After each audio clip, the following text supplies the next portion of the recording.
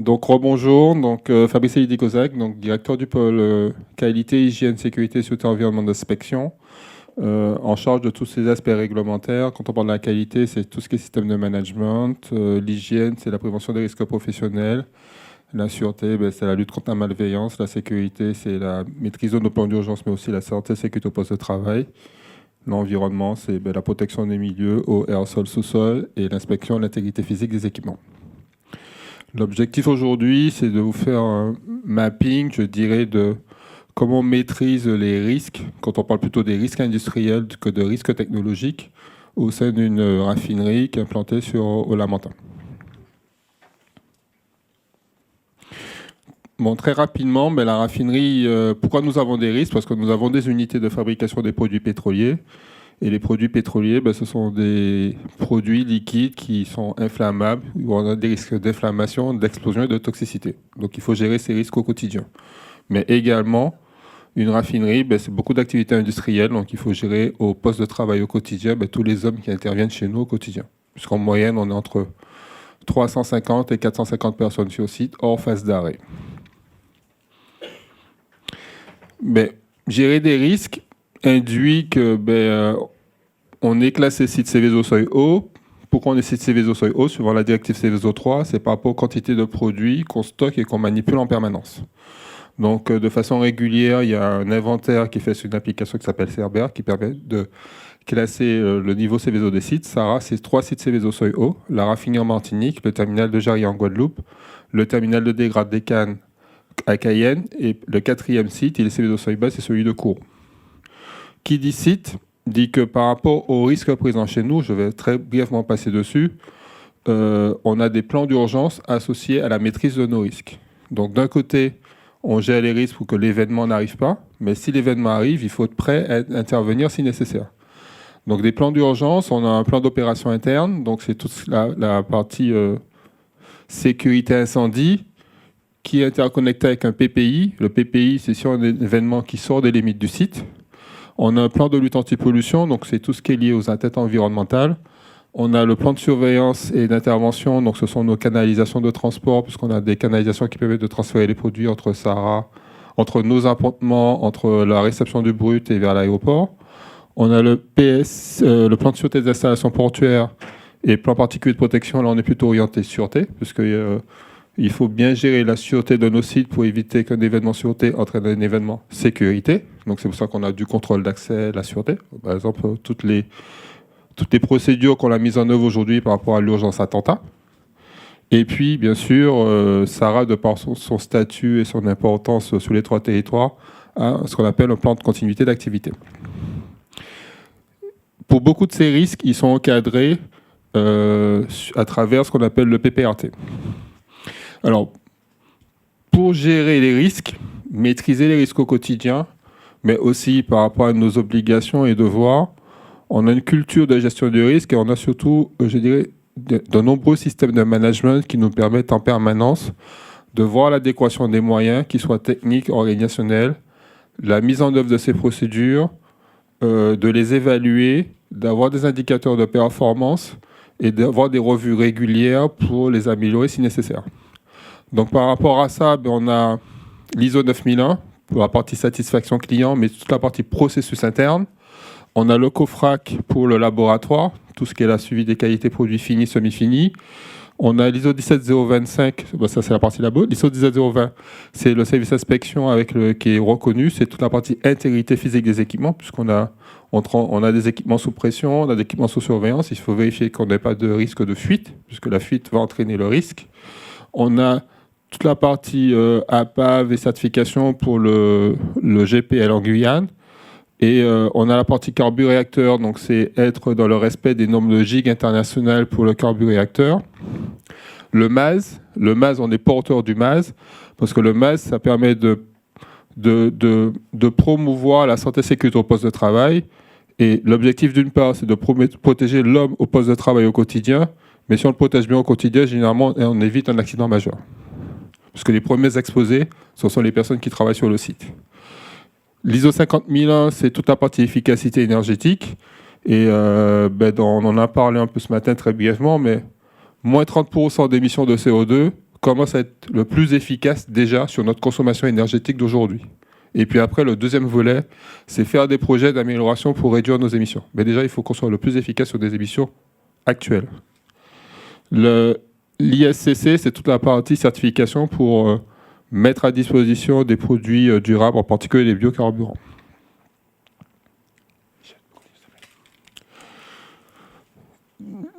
On s'appuie sur une politique sécurité pour maîtriser les risques qui est sur plusieurs volets. Elle est revue régulièrement, mais l'objectif de la politique sécurité, c'est la sécurité pour nous, ça doit être notre ADN. C'est-à-dire qu'au quotidien, de façon consciente et inconsciente, on doit avoir vraiment la sécurité d'abord pour se protéger au quotidien et protéger les autres. Comment ?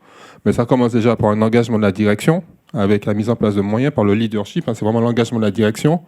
Après, c'est vraiment tout ce qui est définition de procédures, de mode opératoire. Donc c'est ce qu'on appelle la loi et les règles, les règlements. Après, c'est ce qu'on appelle l'évaluation des risques. L'évaluation des risques, c'est bien identifier tous les risques qui sont présents chez nous à travers les études de danger, à travers les dossiers d'évaluation des risques professionnels. Donc on évalue tous les risques. Une fois on les identifie, première étape, on les évalue. Et une fois qu'on les évalue, on met en place ce qu'on appelle des mesures de maîtrise des risques. Les mesures de maîtrise des risques, elles sont de plusieurs ordres. Elles peuvent être techniques.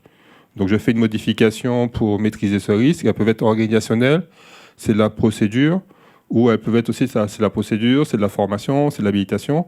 Donc on met en place ce qu'on appelle des mesures de maîtrise des risques. Il y a collectives, individuelles. Et puis après, régulièrement, elles sont revues. C'est l'identification aussi de tout ce qu'on appelle les situations dangereuses, des situations dégradées. Pour vraiment les identifier et avoir ce qu'on appelle des mesures compensatoires pour s'assurer qu'on est toujours sur un risque acceptable. Après, il y a la notion d'entraînement, de formation, d'entraînement.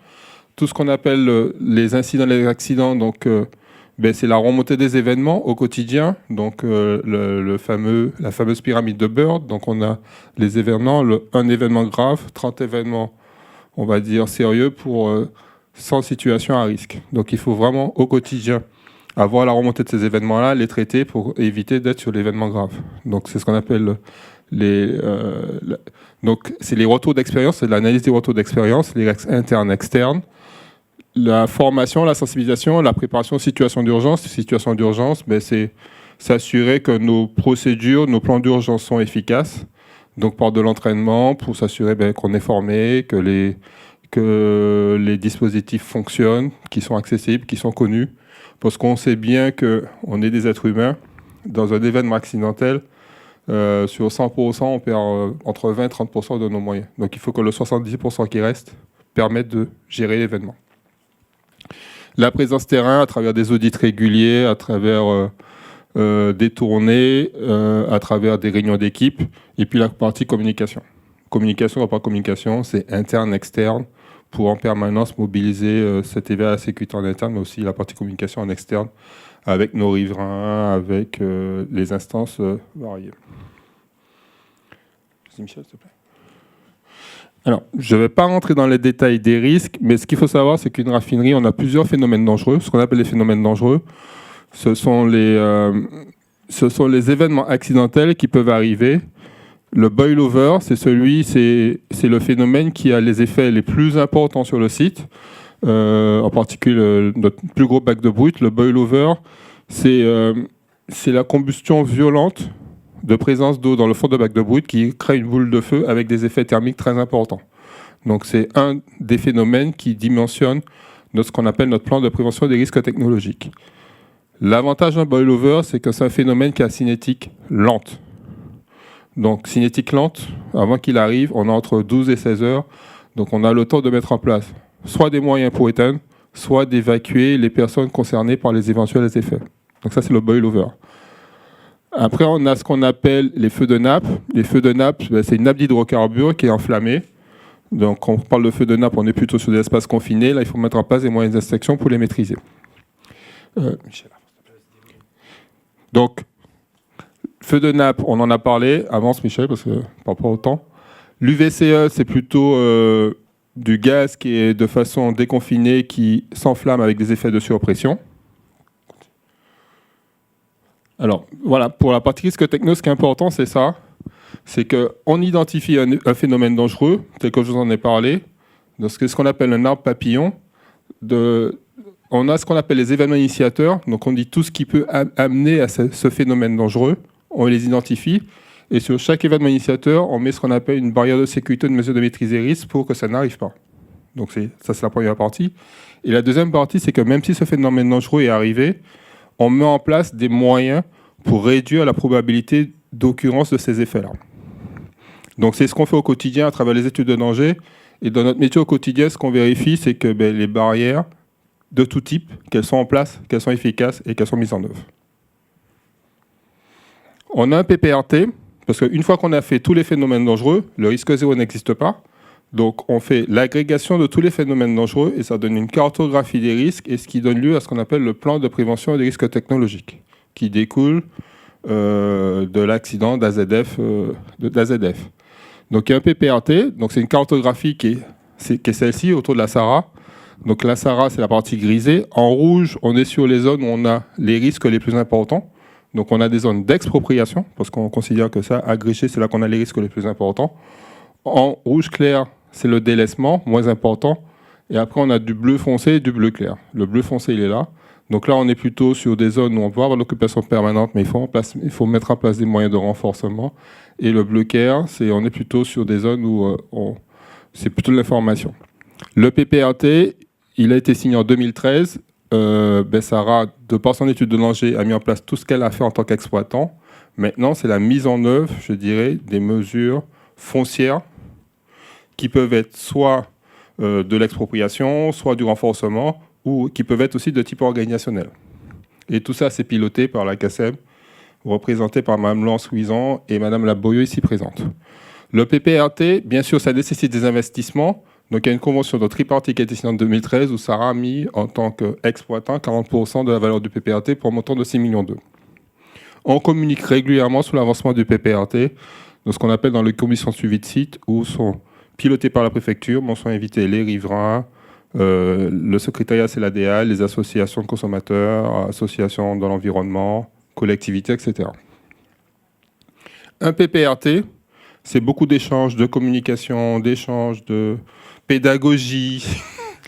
Donc, au plus près de la population, c'est pas simple. Donc, c'est l'échange permanent avec la population, surtout qu'on parle d'une population qui bouge, qui évolue.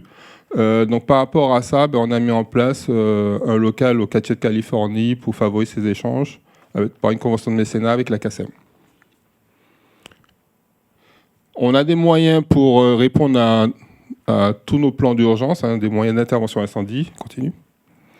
Parce qu'il faut être dans le temps. Et là où je veux partager, c'est que d'un côté, il y a les moyens de l'industriel, mais l'industriel aussi, il faut qu'il communique avec la population, et on a ce qu'on appelle la plaquette d'information population. On a fait le volet risque technologique, il y a le volet risque naturel, en tant qu'étant sur une zone, parce que je dirais, on est un cas d'école au niveau raffinerie, en force hexagonale, nous sommes un cas d'école, parce qu'on a tous les risques. On a même le volcanique. Donc on a le risque cyclonique, donc avec aujourd'hui les ouragans de catégorie 5. Notre rôle, c'est de mettre en sécurité nos installations et de protéger nos personnels. Donc on a des installations qui permettent de protéger nos personnels, on a des procédures qu'on met en œuvre. Pendant toute la saison cyclonique, on est en éveil permanent, on considère qu'on est en alerte jaune cyclone de façon permanente. Et dès qu'on a de l'orange, on met en place une cellule de crise SARA avec des astreintes pour gérer le phénomène, mais surtout protéger le personnel. Sur le risque cyclonique, il y a la protection avant, mais il ne faut surtout pas oublier la protection du personnel après. Sur le risque sismique, il y a deux volets. Mais il y a le volet purement réglementaire où, en tant qu'on a des installations, le séisme peut être un événement initiateur de phénomènes dangereux. Donc on doit avoir certaines installations qui résistent à des niveaux d'accélération verticale, horizontale, pour éviter qu'en cas de niveau de séisme, qu'il y ait une rupture qui crée le phénomène dangereux. Donc ils sont identifiés, ce qu'on appelle les équipements critiques au séisme. Mais on identifie aussi ce qu'on appelle les ouvrages agresseurs potentiels. C'est l'équipement qui est à côté, qui va tomber sur celui qui va créer le critique au séisme. Donc là-dessus, on a une réglementation sur laquelle on travaille et on fait, je dirais, de la mise en conformité. Après, sur la partie CIS, ben, on a de l'exercice d'entraînement avec nos équipes sur l'évacuation, la conduite à tenir de façon régulière. Vas-y Michel, que je sois dans les temps. 5 minutes. Donc sur la partie, pour les risques naturels, on en a parlé, mais il y a 2 points importants, parce qu'en tant que raffinerie, on est producteur de notre propre énergie. On a un groupe électrogène haute puissance, qui fait à peu près 4 mégas, donc qui est en conformité sismique, donc qui nous permet d'être indépendant de tout le réseau EDF en cas de séisme, même en cas de cyclone. Donc on est vraiment indépendant. On a un groupe électrogène haute puissance. Donc il y aura toujours la lumière à la Sahara. On peut dire ça comme ça. Alors, la raffinerie, elle a plus d'10 mètres par rapport au niveau de l'eau. En sachant que la question est pertinente sur la partie sismique par rapport au phénomène de tsunami. Dans le Coé du Lamentin, on est plutôt protégé par les effets de vague en cas de tsunami. Je crois qu'elle est à 5 mètres, mais on a surtout une zone, c'est une cuvette qui est surtout à risque d'inondation. La piste de l'aéroport a plus de problèmes que nous. 10 mètres. 10 mètres sur une dalle sismique. C'est un seul groupe électrogène ? Enfin, on a 2 turbines à combustion qui permettent d'être indépendants en production d'électricité. Donc ça, c'est la production d'électricité. Enfin, on n'a qu'une turbine en ce moment. C'est la production d'électricité pour le quotidien. Et là, c'est un groupe électrogène haute puissance. Il n'est pas prévu pour fonctionner en permanence. Il est prévu pour fonctionner sur des phases vraiment spécifiques. Et puis, l'unité Green Water qui nous permet de sécuriser notre approvisionnement en eau. À la fois, je dirais, sur la partie l'aléa sécheresse. Hein. Par exemple, il y a eu le nouvel arrêté sécheresse qui est sorti en 2023 suite aux événements de métropole. Mais quand il y a eu la mise en œuvre de l'arrêté sécheresse, on était déjà dans les critères de l'arrêté sécheresse, le moins 10%, le moins 15% par rapport à notre unité Green Water. Et puis aussi qui nous permettent d'être indépendants en cas de séisme. Après, sur la partie cyclonique, il faut juste gérer les risques de turbidité sur la production d'eau après le passage de phénomène. De point de vue surveillance, il reste 3 minutes. 2. De point de vue surveillance, très rapidement, sur la partie surveillance environnementale, c'est toute la partie gestion des déchets, parce qu'on est producteur de déchets. Hein. Donc il faut les trier, les identifier, en particulier bien gérer nos déchets dangereux. Ça, c'est la partie gestion des déchets. Et bien sûr, réduire les flux des déchets. Après, c'est la partie gestion de l'air, Michel. Donc tout ce qui est surveillance de l'air, puisqu'on a des émissions atmosphériques, on a des composants organiques volatiles. Donc c'est identifier les points de fuite, resserrer pour réduire au maximum les points de fuite, hein, maintenant par plusieurs techniques, ce qu'on appelle les campagnes de sniffing ou de détection infrarouge. Ça, c'est la partie surveillance atmosphérique. Et puis toute la partie monitoring. Sur la partie sol, c'est protection du sol et du sous-sol. Donc c'est tout ce qui est campagne de prélèvement des eaux de surface, prélèvement de sol, les campagnes piézométriques, prélèvement des sous-sols pour voir que l'activité n'impacte pas l'environnement. Ça, c'est la partie surveillance environnementale. Et puis sur la partie eau, c'est la surveillance de l'eau au quotidien.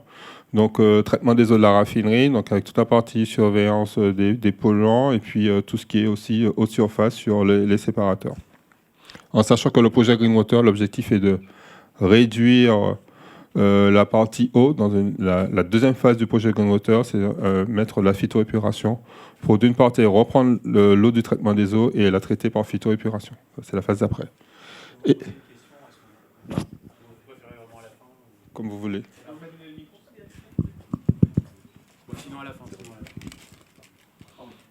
Non, mais c'est relatif en fait aux polluants parce qu'effectivement, il y a forcément des polluants qui sont produits comme les COV, c'est ce que vous avez dit, mais aussi potentiellement par certains outils que vous pouvez utiliser pour prévenir les risques. J'imagine que vous pouvez être amené à utiliser des mousses anti-incendie, par exemple. Voilà. Dans les mousses anti-incendie, par exemple, il y a beaucoup de PFAS. Les PFAS. Voilà, oui. Exactement. Donc je voulais savoir si ça, c'était quelque chose il y a une réflexion sur les PFAS qui était aussi. Il y a plus qu'une réflexion, il y a la loi. Oui, je sais. Ouais. Donc, non, mais il y a la loi qui vient d'être votée à l'Assemblée, vous voulez dire ou Non, le règlement européen avec la réduction des PFAS, le changement. Enfin, absolument. Alors, mais sur les PFAS. Alors, ouais. Sur les PFAS, ils sont donc pour juste rappeler, les PFAS, ce sont les perfluorés. Donc ce sont des polluants dits éternels. Nous, dans l'identification de nos activités, ils sont surtout présents dans les émulseurs. Les émulseurs, on n'en utilise pas tant qu'il n'y a pas le feu, sauf quand on s'entraîne. Voilà. Aujourd'hui, donc c'est les émulseurs surtout avec fluor qui ont des perfluorés. Donc aujourd'hui, il faut qu'on passe à l'horizon 2035 des émulseurs sans fluor. Nous, par contre, on a une école à feu où il faut qu'on s'entraîne régulièrement. Donc tous les 3e jeudis du mois, on fait des feux de force, on s'entraîne régulièrement. Donc là, on est passé sur un émulseur sans fluor. En parallèle de ça, on a lancé des campagnes d'évaluation des PFAS, des PFAS, hein, les campagnes qui sont en cours. Donc après, on est dans la directive nationale avec, on est dans la directive nationale pour identifier les niveaux de seuil par rapport qu'on a autour de nos sites, mais sur des points précis. Voilà. En sachant que dans cette campagne-là, pour bien la faire, il faut faire un point zéro, parce qu'on a fait un point zéro, des points témoins. Et dans les témoins d'Epifas, dans l'eau potable, il y en a déjà à l'entrée du site, dans les AOF. Donc, voilà. On ne pensait pas qu'on avait autant quand même. Hein. Voilà. Donc l'Epifas, l'objectif, c'est de les réduire, en sachant qu'en plus, bon, il y a un sujet. En incendie, on a des meilleures extinctions avec les émulseurs avec fluor. Donc il y a des essais qui sont en cours par le GESI pour caractériser les meilleurs émulseurs sans fluor.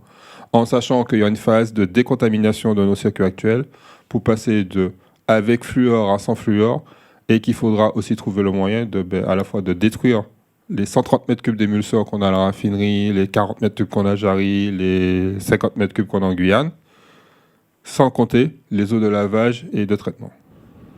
Donc c'est un sujet vraiment, c'est un des enjeux des industriels comme nous des prochaines années.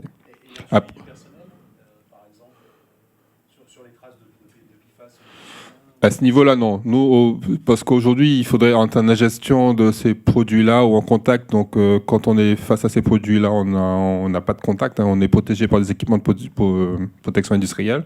Il n'y a pas de gestion d'inhalation, il y a l'aérie, etc. Par contre, nos personnels, ils sont suivis sur ce qu'on appelle ils ont une surveillance médicale par rapport aux risques liés aux produits cancérigènes tels que le benzène, tels que les CMR, cancérigènes mutagènes toxiques pour la reproduction. Mais PFAS, non.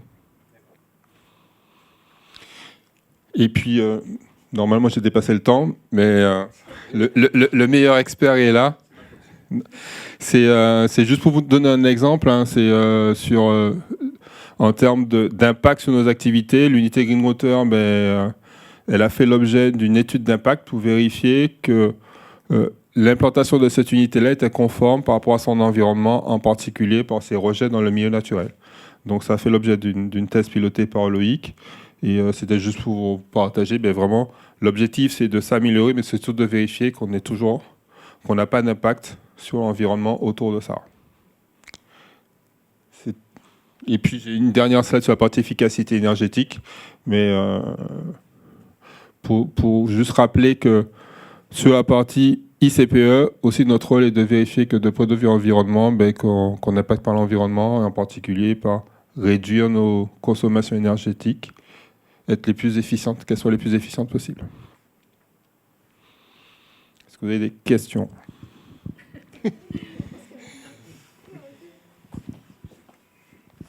Merci beaucoup pour cet exposé très instructif. Moi, j'avais des questions sur les exercices. Donc, vous l'avez dit, vous êtes exposé au risque volcanique. Je me demandais si vous avez déjà eu l'occasion de faire un exercice risque volcanique, parce que on sait que dans les scénarios, notamment en termes de cendres, vous êtes dans une zone qui pourrait être impactée sur des scénarios majeurs avec pas mal de cendres. Donc c'était ma première question. Et j'avais une autre question sur, dans les exercices, est-ce que vous avez fait des exercices où il y a les aléas secondaires également. Et juste la dernière, est-ce que vous avez dans les exercices des modalités de jeu incluant des cellules anticipation ? Parce qu'aujourd'hui, dans les exercices, il y a toute une réflexion aussi sur la dimension anticipation. C'est-à-dire, au-delà de la cellule situation prise de décision, il peut aussi y avoir, EDF le fait par exemple, avoir une cellule en interne qui fonctionne en anticipation. Et je me demandais si c'est quelque chose que vous aviez déjà expérimenté. Alors, on va commencer par la dernière question. Donc, sur la partie anticipation, donc dans nos cellules de gestion de crise, il y a une cellule qui est la cellule du directeur des opérations internes et il y a une des fonctions, elle est là sur la partie anticipation. C'est une personne qui a une fonction dédiée sur la partie anticipation de l'événement, soit sur l'activité, soit sur l'environnement, soit sur le milieu. Elle est dans cette fonction-là. Sur la partie volcanique, nous, dans nos études d'impact, le risque volcanique est plutôt faible chez nous. De point de vue activité, il est surtout sur le stockage de nos eaux incendies, nos eaux douces, qui peuvent être touchées par des cendres. Après, en cas de nuage de cendres, on va arrêter la raffinerie. Il y a de fortes chances qu'on arrête la raffinerie. Mais c'est surtout sur la partie eau. L'impact est... L'approvisionnement, parce que l'aéroport serait fermé dans ces... Pardon. Typiquement, sur un risque où vous auriez beaucoup de cendres, probablement que l'aéroport serait fermé. Du coup, est-ce que vous êtes impacté par une fermeture de l'aéroport en termes de fonctionnement, par exemple ? Non. Pas directement, d'accord. Pas directement, à part les consommations de carburéacteurs. C'est-à-dire, on va s'adapter par rapport au trafic aérien. Mais de point de vue risque, sur les cendres, pour nous, on sera plutôt sur des mesures classiques de protection du personnel. Okay. Mais sur la partie risque techno, le point est surtout sur nos stockages d'eau douce, en sachant qu'on a une pomperie eau de mer qui permet de répondre en cas d'événement. Donc ça, c'est sur la partie volcanique. Après, il y avait une question, la deuxième question. Les aléas secondaires. Sur les aléas secondaires, on essaye dans certains exercices de prendre en compte, par exemple, on fait des exercices en horaire pour prendre en compte le fait qu'il y a moins de ressources personnelles. Parce que de nuit en semaine, c'est pas pareil que le week-end, l'après-midi. Donc ça, c'est un deuxième point pour voir l'adéquation des moyens. On a fait un exercice où on a fait une rupture de communication sur les premières minutes, l'absence de communication. Et puis après, sur la partie tsunami, aujourd'hui, on fait plutôt des exercices sur nos appontements avec ces risques-là. Oui, merci beaucoup pour cette présentation. Deux questions qui n'ont pas grand-chose à voir. La première, ça concerne l'existence de pipelines, me semble-t-il, qui sont reliés entre le site de la SARA et l'aéroport. Qu'en est-il de leur... peut-être un point sur le contexte dans lequel ils ont vu le jour et comment est-ce qu'ils s'inscrivent aussi dans le PPRT, si tant est qu'ils s'inscrivent dans ce plan de prévention des risques. Première question. Et deuxième question, vous avez évoqué l'idée que la SARA était un cas d'école pour l'Hexagone sur tout ce qui est gestion des risques. Comment ça se matérialise ? Est-ce que vous avez des relations, des échanges, des retours d'expérience que vous-même vous faites et en direction de quels acteurs ? Est-ce que vous pourriez aussi nous en dire un petit peu plus sur ce cas d'école qu'est la SARA pour l'Hexagone ? Merci. Alors, sur la première question, on a 4 pipes au départ de la raffinerie. Donc, on a un pipe de jet qui part de la raffinerie, carburéacteur, qui a une partie en mer, qui repose en fond de mer, et puis après une partie le long de l'aéroport pour entrer au dépôt aéroportuaire. Il fait... même un peu avant, je crois, le pipe de jet, je pense qu'il a 90. Enfin bon, depuis que je suis là, j'ai toujours connu. Ça fait 23 ans. En fait, c'est pour des questions logistiques également, voilà. Puisque c'est du transport massif. Donc derrière, il y a une commodité, des aspects économiques pour pouvoir transférer, et puis de rapidité aussi, contrairement à des livraisons par camion, etc. De risque aussi, de PPRT, de circulation aussi de camions avec du kérosène sur la route en fonction du trafic aérien. Et pour répondre aussi à une des questions de madame, c'est que si l'aéroport est fermé, sachant que nous produisons H24, 365 jours par an, il va falloir à ce moment-là, faute de déboucher vers l'aéroport, rediriger plus massivement vers la Guadeloupe en priorité, tout en gérant un peu les stocks stratégiques qui vous ont été présentés précédemment pour le directeur général. Voilà.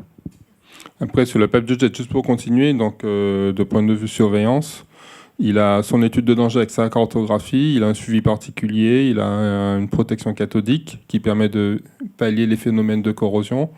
Celui-ci, il a une particularité, c'est qu'il a un suivi par émission acoustique pour prévenir tout risque de choc sur le pipe, en sachant que nos équipes font ce qu'on appelle du jambonnage, donc ils font des tournées régulières du pipe, et puis on a des procédures vraiment organisationnelles sur l'ensemble de nos pipes avec celui qui expédie et celui qui reçoit pour faire des réconciliations de volume. Et il y a déjà eu des fuites ? Le pipe de jet, oui. On a eu une fuite en 2008. C'est pour ça qu'on a mis la protection par émission acoustique, parce qu'on avait une ancre de bateau, un bateau qui est dans le coé dans la baie. Dans la baie, là. Donc son ancre avait dérivé, ça avait tapé sur le pipe, et on avait une défaillance sur la protection cathodique, mais ça fait une pile, et on a eu une fuite.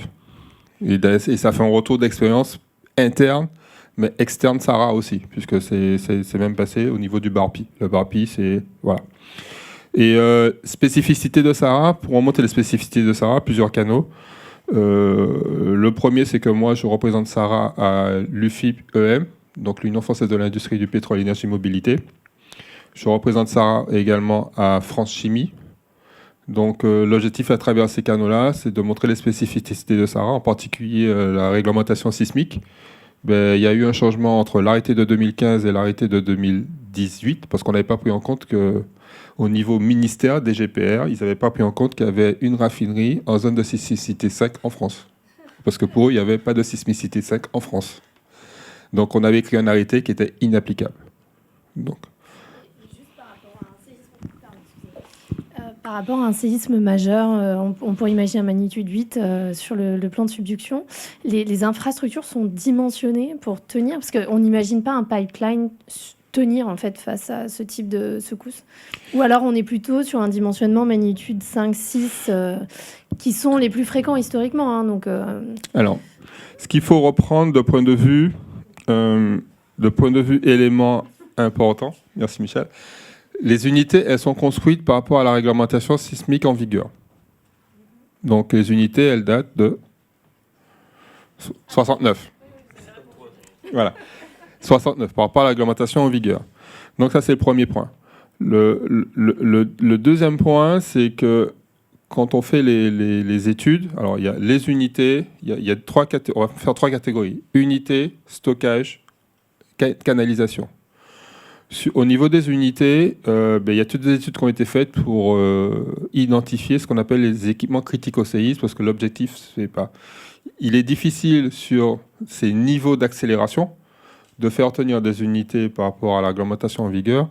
L'objectif, c'est que celles qui ne tiendraient pas, qu'on soit sûr qu'elles tiennent suffisamment pour ne pas créer d'événements majeurs autour du site. Voilà. Voilà. On a un peu le REX, c'est pas de créer d'événements majeurs autour du site. C'est ce qu'on appelle les équipements critiques au séisme. En parallèle, on identifie ce qu'on appelle les BPAP, les barrières de prévention et d'atténuation des effets. Donc, ce sont les équipements critiques qui doivent tenir, quel que soit l'événement. C'est-à-dire la salle de contrôle, elle doit tenir pour protéger les hommes et protéger les automates de sécurité. Une partie de la défense contre l'incendie doit tenir pour faire la mise en sécurité nécessaire, dans ce qu'on appelle les BPAP. Donc, on identifie ce qui doit tenir.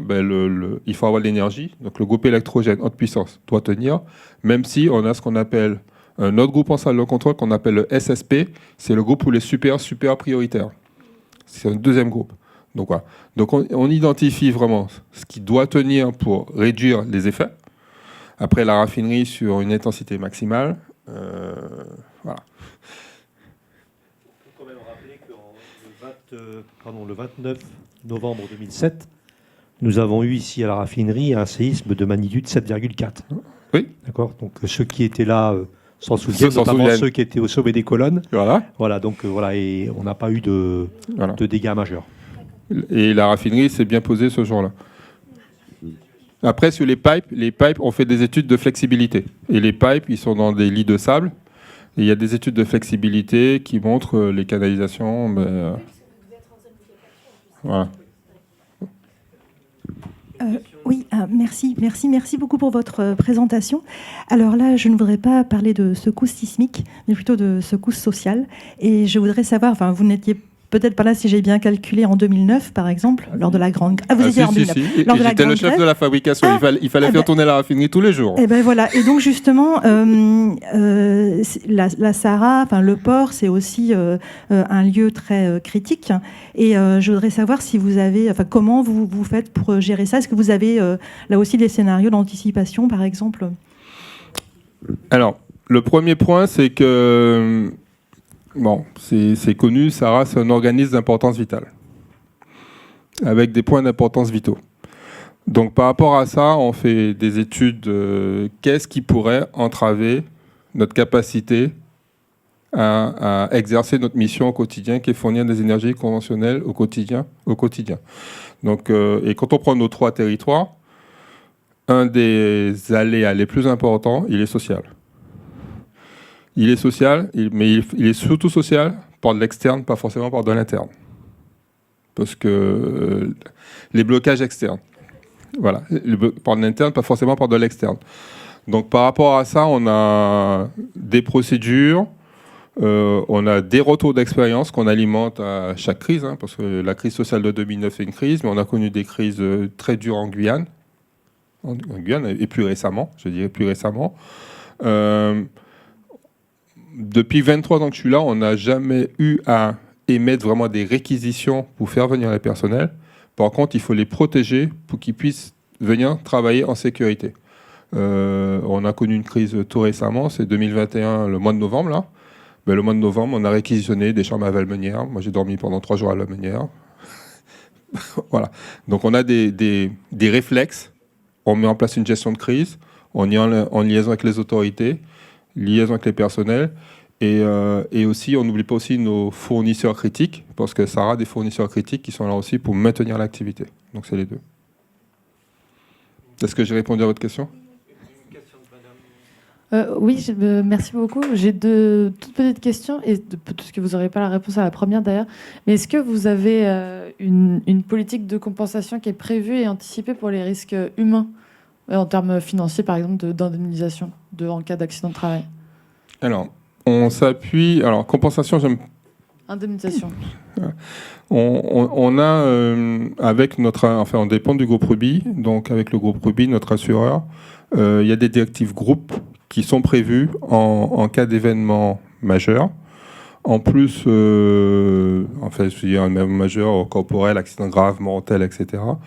En plus, on a en place un dispositif avec un organisme spécialisé qui s'appelle Stimulus, qui met en place à la fois cellules d'écoute, aide psychosociale. Voilà. Donc, voilà aujourd'hui ce qui existe. Okay.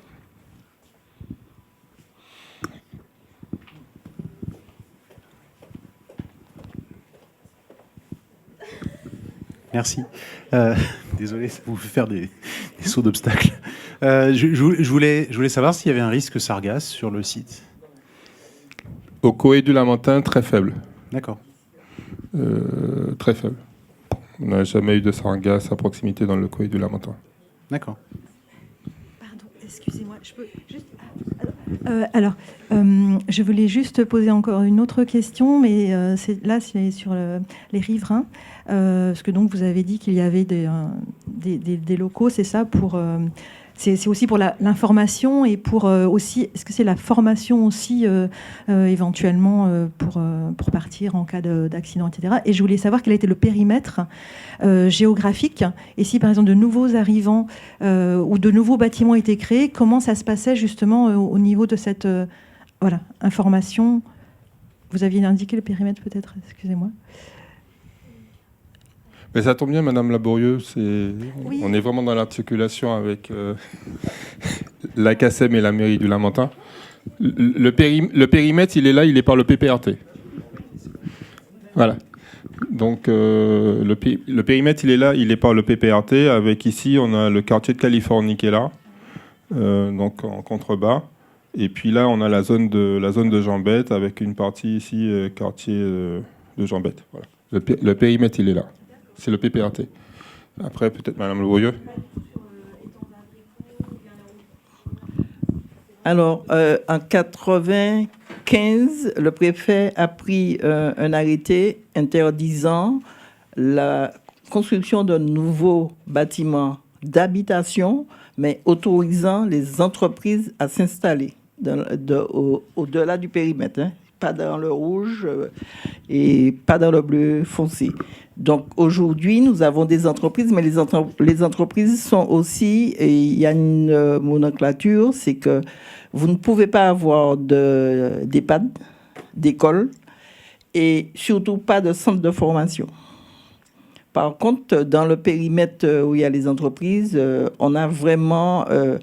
on marche à vue parce qu'on a des entreprises qui s'installent. Donc, c'est les entreprises qui sont dans la zone... je vais prendre le problème différemment. Les problèmes, si demain il y a un problème, ça ne viendra pas de la SARA. Ça viendra des entreprises qui sont autour parce qu'on ne sait pas à tous les coups qu'est-ce qu'il y a dans ces entreprises-là. C'est des anciens hangars qui sont transformés, qui sont séparés, qui sont transformés, et on ne sait pas toujours ce qu'il y a dedans. Et c'est là où on peut avoir un effet domino s'il y a un tremblement de terre ou s'il y a un cyclone, parce que ces entreprises-là, c'est un travail qui est très lourd et on n'est pas toujours accompagné par les services de l'État. Et on va vous dire les freins dans notre présentation qu'on a avec les services de l'État.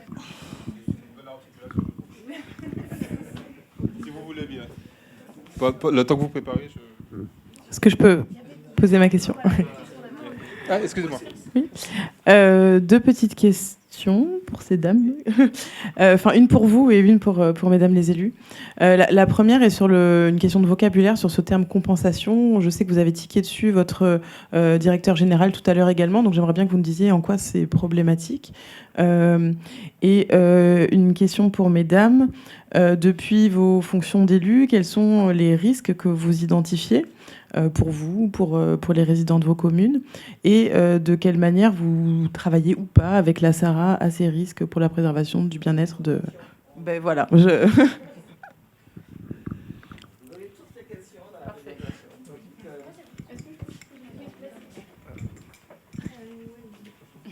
Merci.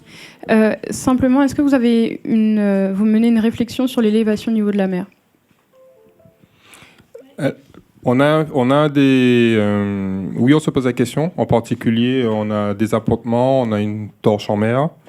Donc, on regarde les études et les modélisations. Il y en a en plus récemment qui ont été faites par le professeur Safache.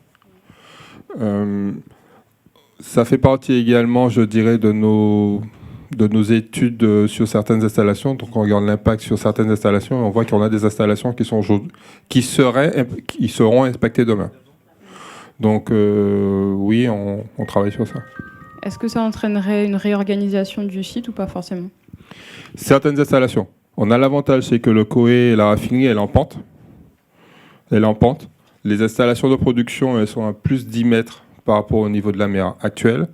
Par contre, quand on prend les nouvelles installations qui ont été construites plutôt rivière de Jambette, on voit qu'elles sont soumises à l'aléa inondation d'ici 20 années. Donc, est-ce qu'on mettra des barrières supplémentaires? Est-ce que ce sont des installations où on va changer les catégories de produits, on va déplacer les pomperies? Et puis après, il y a tout ce qu'on travaille sur la partie... parce qu'une raffinerie, elle fait 43 hectares, donc c'est des grosses surfaces d'eau, imperméabilisées, donc ça favorise l'écoulement des eaux, en particulier les eaux naturelles, ce qu'on appelle les eaux pluviales, les eaux de surface. Donc c'est comment, demain matin, il faudra refaire ces réseaux pour qu'ils soient en cohérence avec un niveau d'élévation plus important. Okay. L'usine de dessalement? Elle est au niveau, elle a plus 10 mètres. Okay. En sachant qu'elle a plus 10 mètres, mais la captation d'eau est au niveau du COE, du Lamentin, au niveau de l'appontement. Et c'est flexible? C'est pas flexible, c'est que elle sera à niveau, en fait, le point de captation, il sera plus bas par rapport au niveau de la mer, hein, puisqu'aujourd'hui, il en fixe une ancienne pomperie, l'ancienne pomperie eau de mer. C'est le point de l'ancienne pomperie eau de mer qu'on a pris. Ok, merci. Alors, sur la compensation, pourquoi aujourd'hui, oui, tout ce qu'on fait, c'est que pour qu'on n'ait pas des événements graves. Après, la notion de compensation, je dirais plutôt on sera sur un processus d'indemnisation par rapport aux risques, enfin par rapport aux effets réels qui ont été mis en œuvre. On ne le souhaite pas. On ne souhaite pas. Il n'y a pas de voix là. Oui, si, il y a du voix. Mais on a ce qu'on appelle des garanties financières et qui sont sur des volets à la fois sur les dommages aux personnes, mais les dommages aux biens et les dommages à l'environnement. Donc il y a des garanties financières et ces garanties financières, elles sont complétées également par les garanties de notre actionnaire, du groupe. Je peux rajouter sur le terme compensation que Monsieur Cotta a tiqué sur le mot compensation parce que ça rappelle ce qu'il disait au début, pas de greenwashing sur le côté CO2, réduction des émissions.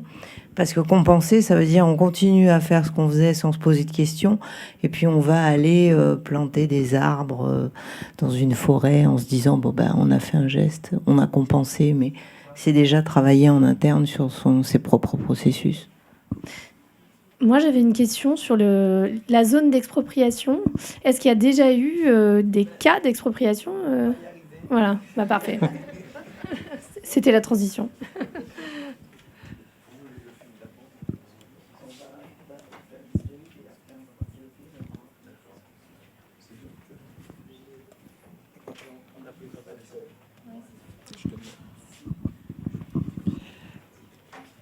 Bonjour à tous, Judith Laborieux, élue en charge du PPRT à la CACEM et adjointe au maire à la ville du Lamentin qui porte le PPRT depuis 1995. Donc ça fait un bail. J'ai mon collègue de Fort-de-France qui est là, qui va se présenter. Bien, Eric Boulanger, délégué à la culture du risque et des risques majeurs, et puis également président de la commission communale de sécurité de la ville de Fort-de-France. Puisque la ville de Fort-de-France est aussi impactée, même plus, en fonction du vent. Et puis, j'ai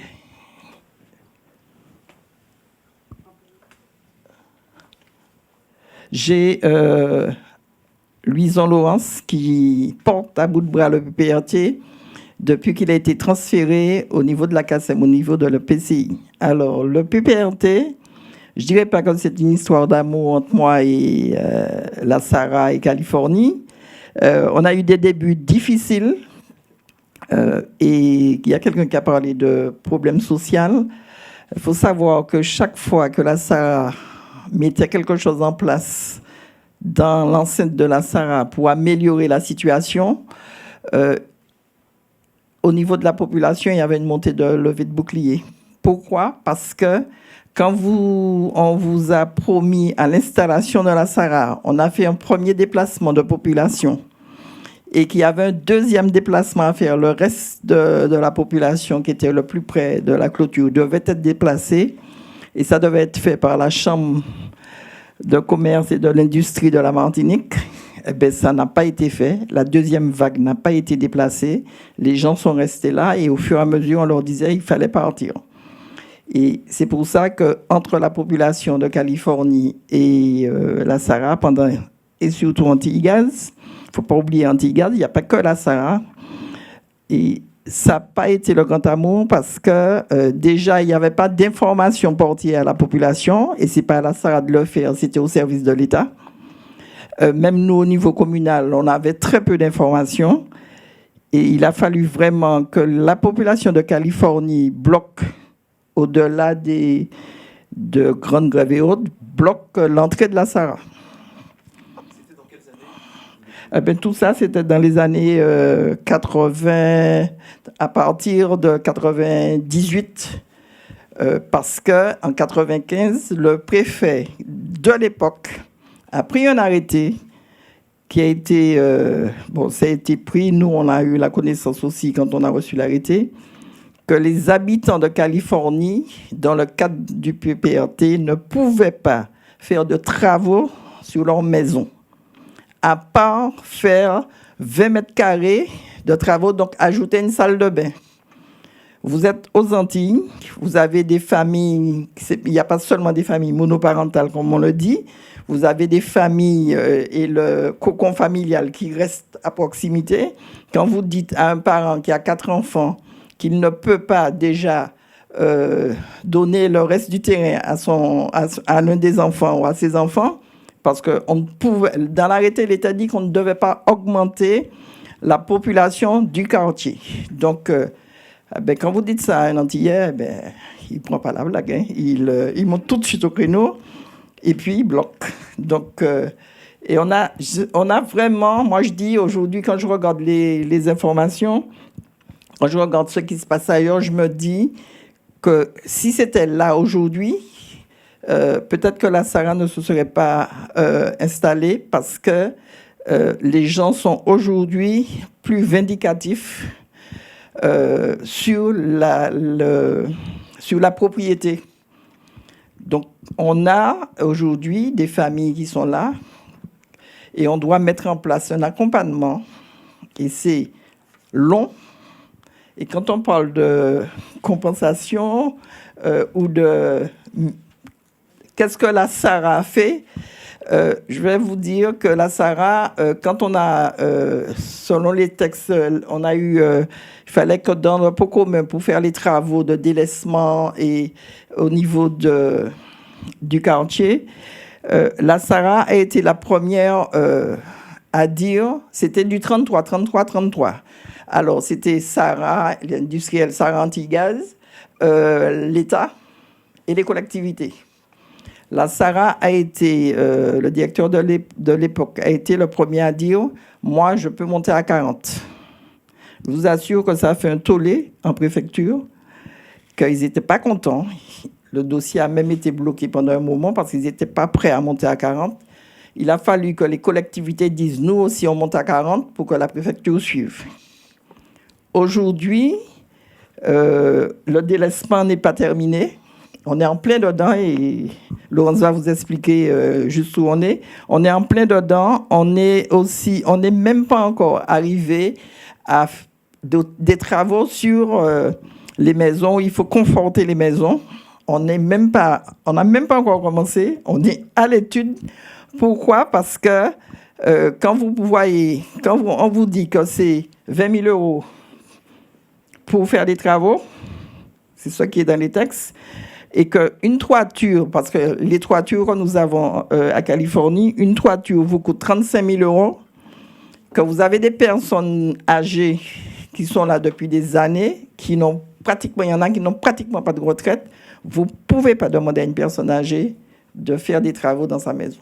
Et on n'est même pas sur ce volet-là. Pour le moment, on est sur le volet délaissement. Et c'est vraiment le gros dossier.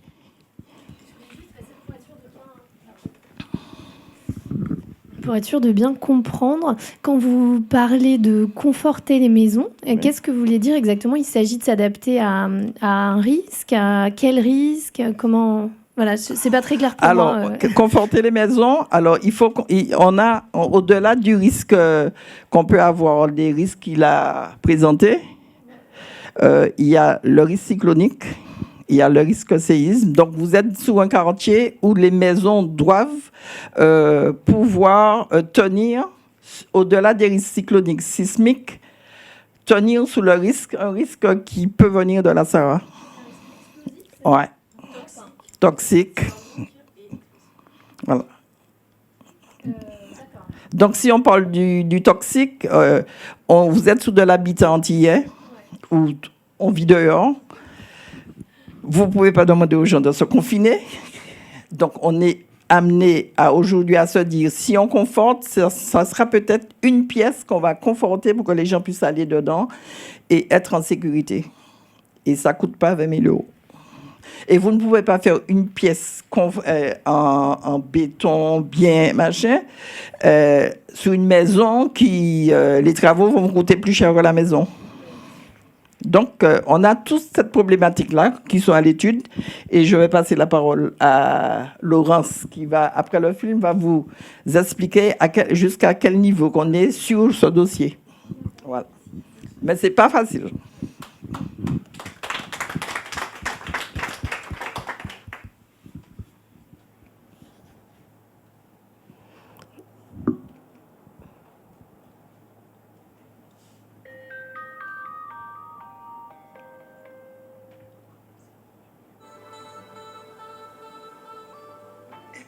Martinique par une volonté politique pour le développement économique de la région. Depuis 1972, la Société anonyme de la raffinerie des Antilles, la SARA, s'étend sur une superficie de 43 hectares. Le risque généré par ce type d'industrie, le plus souvent, elles sont construites dans un environnement plus favorable. Pour ce cas d'espèce, la SARA se retrouve confrontée à une situation liée à l'emprise du foncier. Depuis 1969, il y a une société qui vient installer la SARA. Depuis l'arrivée de ces messieurs, on a des problèmes avec nous. On récupère un peu les séquelles de cette occupation de l'emprise du foncier à Californie, puisque cette industrie, contrairement à beaucoup, est venue s'implanter en pleine zone d'habitation, autour d'un quartier historique du Lamentin. Donc ça a eu des répercussions, il a fallu délocaliser, exproprier des habitants pour pouvoir implanter cette entreprise en Martinique. Dans le quartier, cette expropriation a du mal à passer. Et si certains ont élu domicile ailleurs, les autres ne comprennent pas et restent déterminés à défendre ce qui leur appartient. Je suis ici, je 70 ans. Nous avons dans le bruit, mais nous avons bien dit que nous ici, nous ne pas voler des personnes, nous les terrains, les parents, nous quitter nous. Moi je dis que le foncier, c'est pas préparé pour avoir un dédommagement au niveau foncier. Parce qu'on paye des impôts, hein, comme je viens de le dire là, on paye des impôts. Et on n'a pas le droit de faire ce qu'on veut avec nos terrains. Donc c'est ça, moi, toute l'ambiguïté, tout le... Je ne vais pas dire la difficulté, mais c'est tout l'absurdité de cette histoire.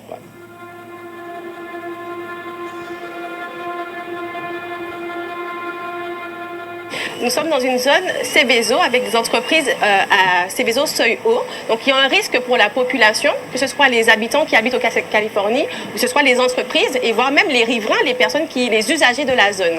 Donc ici nous avons deux industriels qui sont à l'origine du PPRT. Le PPRT c'est quoi? C'est le plan de prévention des risques technologiques. Ce sont des documents d'urbanisme, d'aménagement du territoire qui ont été créés en 2003 avec la loi Bachelot, quand il y a eu la catastrophe AZF à Toulouse et que ça a généré, il y a eu des morts à Toulouse. Le PPRT est applicable aux sites à risque et qui doivent répondre aux exigences suivantes. La réduction du risque à la source, l'élaboration de plans d'urgence, lesquels doivent être testés régulièrement. L'information et la sensibilisation du public, un point primordial. Ça m'arrive de venir acheter une petite glace de temps en temps en quartier. Et quand je vois les embouteillages entre 16h et 16h30, même plus tard, je me dis si je suis coincé là-dedans, je ne peux pas m'en sortir. Donc il y a beaucoup de risques parce que il n'y a pas assez de dégagement pour que les gens puissent s'en aller en cas de problème. Alors Dimitri, vous habitez ici depuis combien de temps? Moi ça fait 13 ans que je suis là. Ça fait 13 ans? Oui. Donc lorsqu'on parle de la SARA, ça vous passe à quoi? Ça vous inspire quoi? Rien du tout, on est habitué en fait. Hein.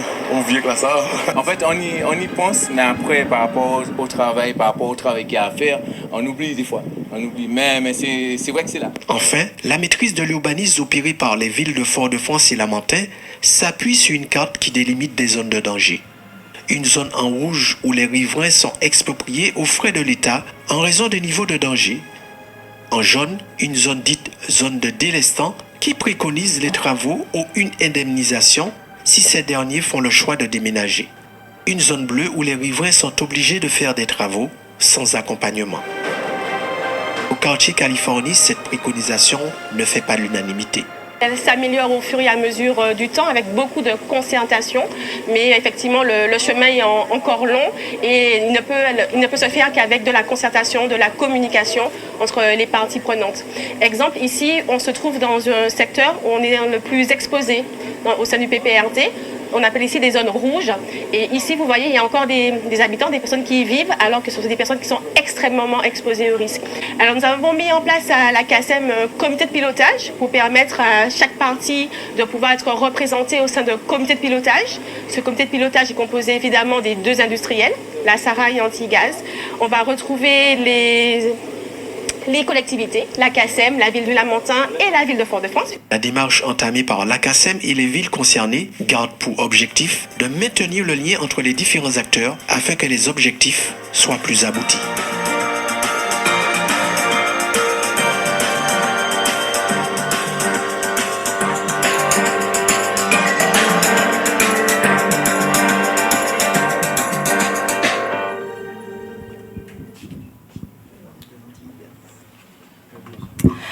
merci à tous. Donc, je me représente, hein, vous m'avez vu dans la vidéo. Mais...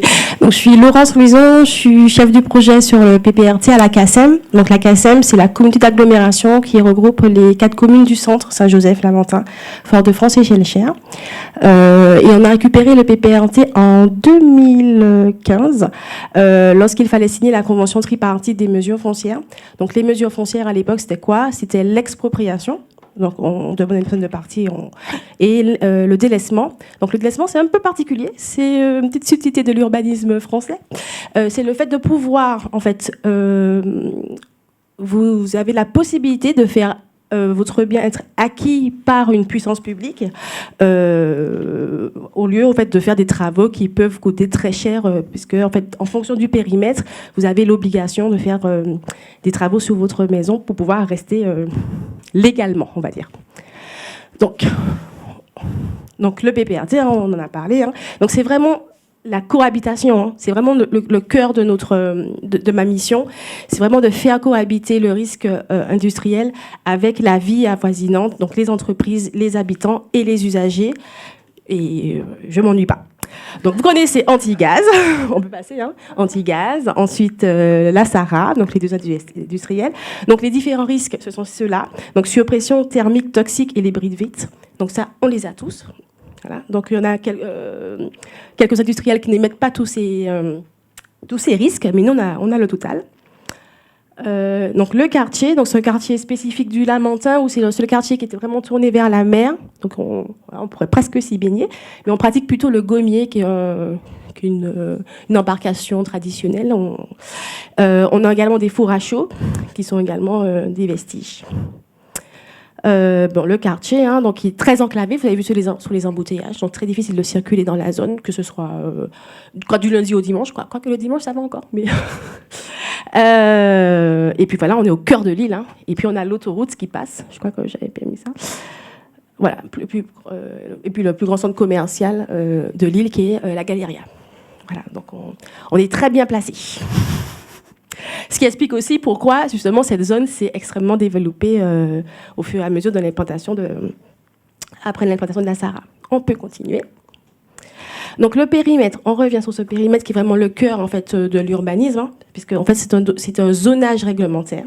Donc, un zonage réglementaire, et en fait, en fonction des zones, on a des obligations, des interdictions et des contraintes. Donc, sous la zone rouge, c'est la zone la plus exposée, la zone d'expropriation. La zone ici, alors, il a mis jaune dans le film, mais en fait, c'est du rouge clair. Donc, c'est une zone de délaissement. Je vais expliquer c'est quoi. La zone bleu foncé, c'est une zone où les personnes ont l'obligation de faire des travaux. Et la zone bleu clair, c'est une zone de recommandation. Donc, pas d'obligation, mais il est recommandé de faire des travaux sur sa maison.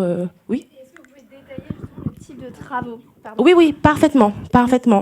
Alors, j'ai pas l'expertise, voilà, mais on a fait appel à des bureaux d'études qui sont spécialisés. Il y a le ministère a mis en place des formations justement pour les artisans. Donc, c'est une formation qui était dispensée à Paris, justement pour faire les diagnostics de ces maisons sur les différents risques qu'on a présentés. Et en fonction de chaque risque, vous avez donc l'exposition, si c'est fort, si c'est faible, comment le bien est exposé. Et en face, vous avez des travaux à réaliser, des travaux qui vont surtout sur la menuiserie, sur la toiture, des choses comme ça.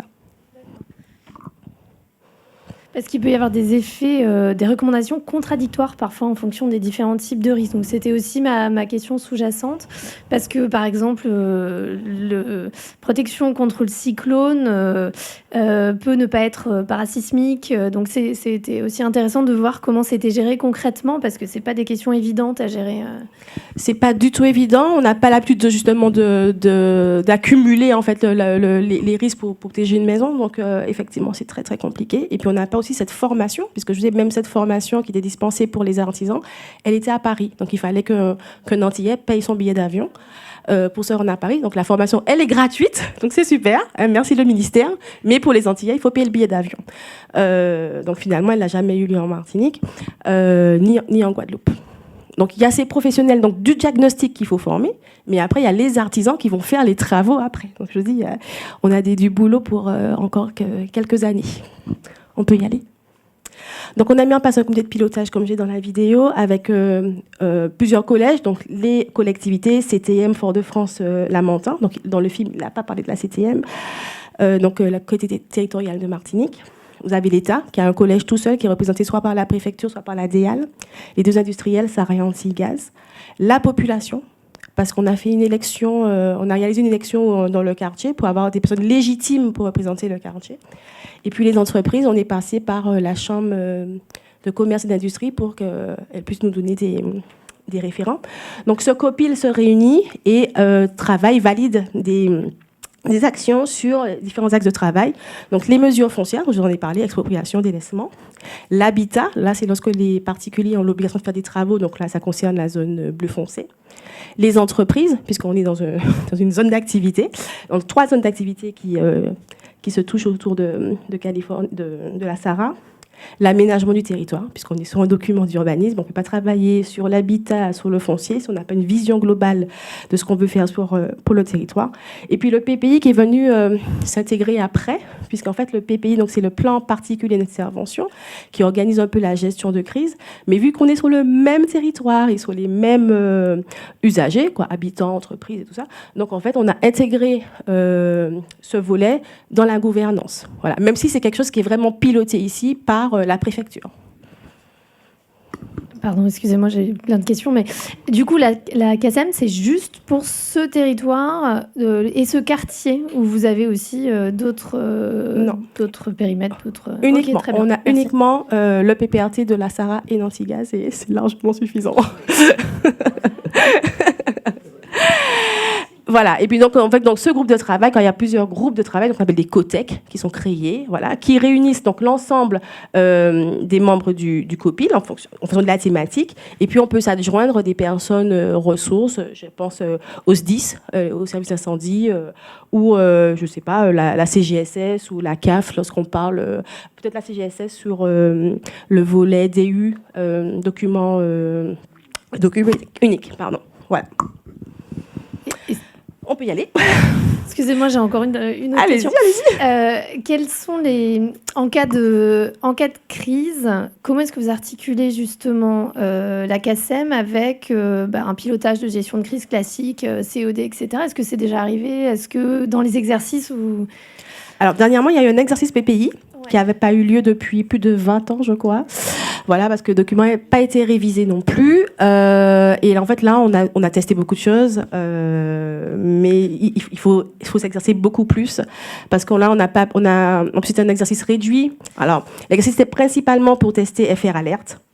Oui. On l'a fait aussi avec une entreprise témoin qui puisse jouer le rôle d'évacuer jusqu'aux zones d'évacuation. Oui. Mais vous êtes dans le COD ? Vous êtes à la préfecture en cellule de crise de CACEM en tant que représentant du CACEM ou pas? Comment ça marche? Non, pas moi. Parce que vraiment, le PPI, c'est vraiment quelque chose de préfecture avec les villes Fort-de-France et Lamentin. Alors, nous avons au niveau des villes. Alors, il faut savoir que la CACEM n'a pas encore de plan d'organisation des secours, ce qu'on leur demande. Et là, on est en train de chercher du monde. Donc, on lance un appel, on cherche des étudiants qui puissent nous accompagner. Les villes ont leur PC, donc leur plan de sauvegarde communal. Et Fort-de-France et Lamentin, quand il y a un problème à la Sahara, la préfecture, c'est la préfecture qui nous alerte, même si on est en relation directe au niveau des villes et des responsables sécurité avec la Sahara. Et c'est la préfecture qui nous alerte. Et comme nous, on aura déjà assez à faire, c'est quelqu'un qu'on n'a plus, mais qui y allait, c'était la responsable risque majeur de la CACEM qui allait représenter les deux communes. Parce que nous aussi, on est au COD, parce que nous, on est sur le terrain, on est déjà sur Bouquet. Et puis, alors, pour continuer dans le PPI, pour avoir l'exercice qu'on a eu dernièrement, on a beaucoup ramé, ça fait des années qu'on demande un exercice, sur un PPI qui date de 98. Là aussi, on s'est battu pour que l'on puisse le réviser. Et là, je ne sais, on a fait la révision, mais je ne sais pas s'il est déjà approuvé parce que je n'ai pas de nouvelles.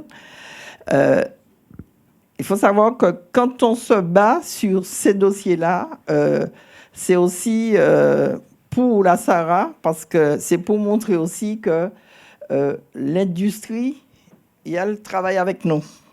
Donc, parce que si on a un PPI qui fonctionne bien, eux, vont s'occuper de ce qui se passe à l'intérieur de l'entreprise et autour, on va faire de façon pour que les secours arrivent plus vite.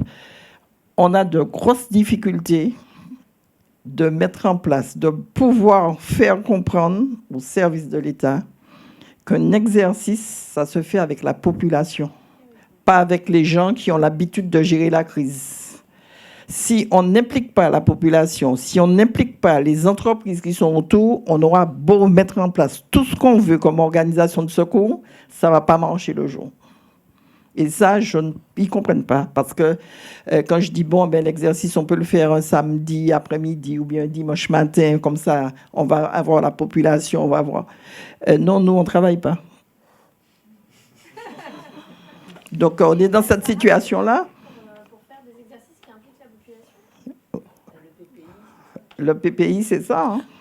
Tout ce qui est extérieur. Il y a aussi des enjeux réputationnels en termes d'exercice qui impliquent la population. C'est une obligation de tester le PPI.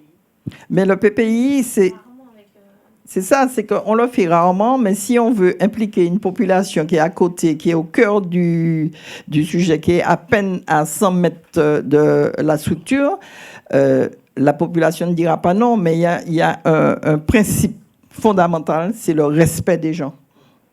Si on leur explique et qu'on fait avec, ils vont faire avec nous. Sur la Guadeloupe, par exemple, on fait des exercices PPI un peu plus réguliers. Donc le PPI a été révisé, il est issu de 2011, il a été révisé. Pourquoi c'est important de faire des PPI? Parce que vous avez des implantations nouvelles, vous avez des personnes que vous formez mais qui partent et d'autres qui arrivent, et que l'industriel, lui, le PPI, c'est ce qui se passe quand vous avez un plan d'opération interne et que le risque sort du périmètre de l'entreprise qui a le sinistre. Et donc, c'est la préfecture qui prend la main. Et le PPI, si on ne le teste pas, c'est essentiellement protéger les personnes qui sont à l'extérieur. Je prends l'exemple de Sarah à Jarry. Jarry, c'est une zone industrielle comme le Lamentin. C'est tout le temps encombré. Donc, si vous ne testez pas les accès pour venir, pour faire évacuer, pour tester les points de relais, pour tester aussi tout ce qui va être secours, moyens de secours qui vont venir aider, eh bien, vous allez aller à la catastrophe. Donc, l'industriel gère son sinistre, mais le PPI, c'est gérer tout ce qu'il y a à l'extérieur. Et si vous ne faites pas ces exercices-là, c'est problématique. Mais c'est ce qu'on leur dit, c'est que l'objectif n'est pas atteint. À la limite, si on aime, moi je peux me dire qu'on peut aller par phase avant d'inclure la population. La SARA a à côté l'une des plus grandes zones artisanales et industrielles de la Martinique. Si les chefs d'entreprise, on a fait un sondage, il y a des chefs d'entreprise, parce que ça tourne, il y a un turnover, il y a des chefs d'entreprise qui ne savaient même pas qu'il y avait la SARA à côté avec les risques qu'il fallait. Donc, si on ne commence pas à faire des exercices avec les entreprises pour qu'ils puissent être sensibilisés, on ne peut pas leur demander de sensibiliser les gens qui viennent leurs clients, quoi. Donc, on a ces problématiques-là. On n'est pas encore sorti de l'auberge. Excusez-moi, juste, je suis là. Pardon. Quand vous parlez de la population, est-ce que vous pouvez donner un peu un ordre d'idée sur le nombre de personnes qui sont concernées, peut-être par zone, et puis aussi parmi, dans ce nombre de personnes concernées, est-ce que vous avez une liste de personnes particulièrement vulnérables? Merci. Alors, la vulnérabilité et les rémunérations sont gérées par la mairie, donc je sais Mme Laborieux répondre. Et sur le volet population, on est à peu près à 1200 personnes concernées par le PPRT. Alors, je n'ai pas le nombre par zone. Donc, en zone rouge, donc ici, on a une zone rouge Donc on est côté mer, je ne sais pas qui connaît le secteur, mais on est côté mer, ici c'est la mer. Voilà. Ici c'est voici le trait qui marque la mer. Donc ici on est en zone rouge, et donc vous voyez ici il y a des habitations, et il y a un travail qui est fait entièrement avec la SARA pour démolir celles qui sont existantes, les habitations, avant qu'elles soient réappropriées par la population, comme c'est déjà le cas. Voilà. Et on a des personnes qui habitent vraiment. Et là, il faut avoir un accompagnement très spécifique parce que c'est un quartier. Moi, ce que j'aime dans ce quartier, c'est un peu côté rural. Les gens se connaissent. C'est des familles qui habitent par là. Et donc, quand vous touchez à quelqu'un, vous touchez au quartier. Donc, il faut être très, très, très fin. Et c'est pour ça en fait, que là, Sarah, on a tous besoin des uns des autres pour pouvoir avancer ensemble. Donc, ici, donc on a des habitations.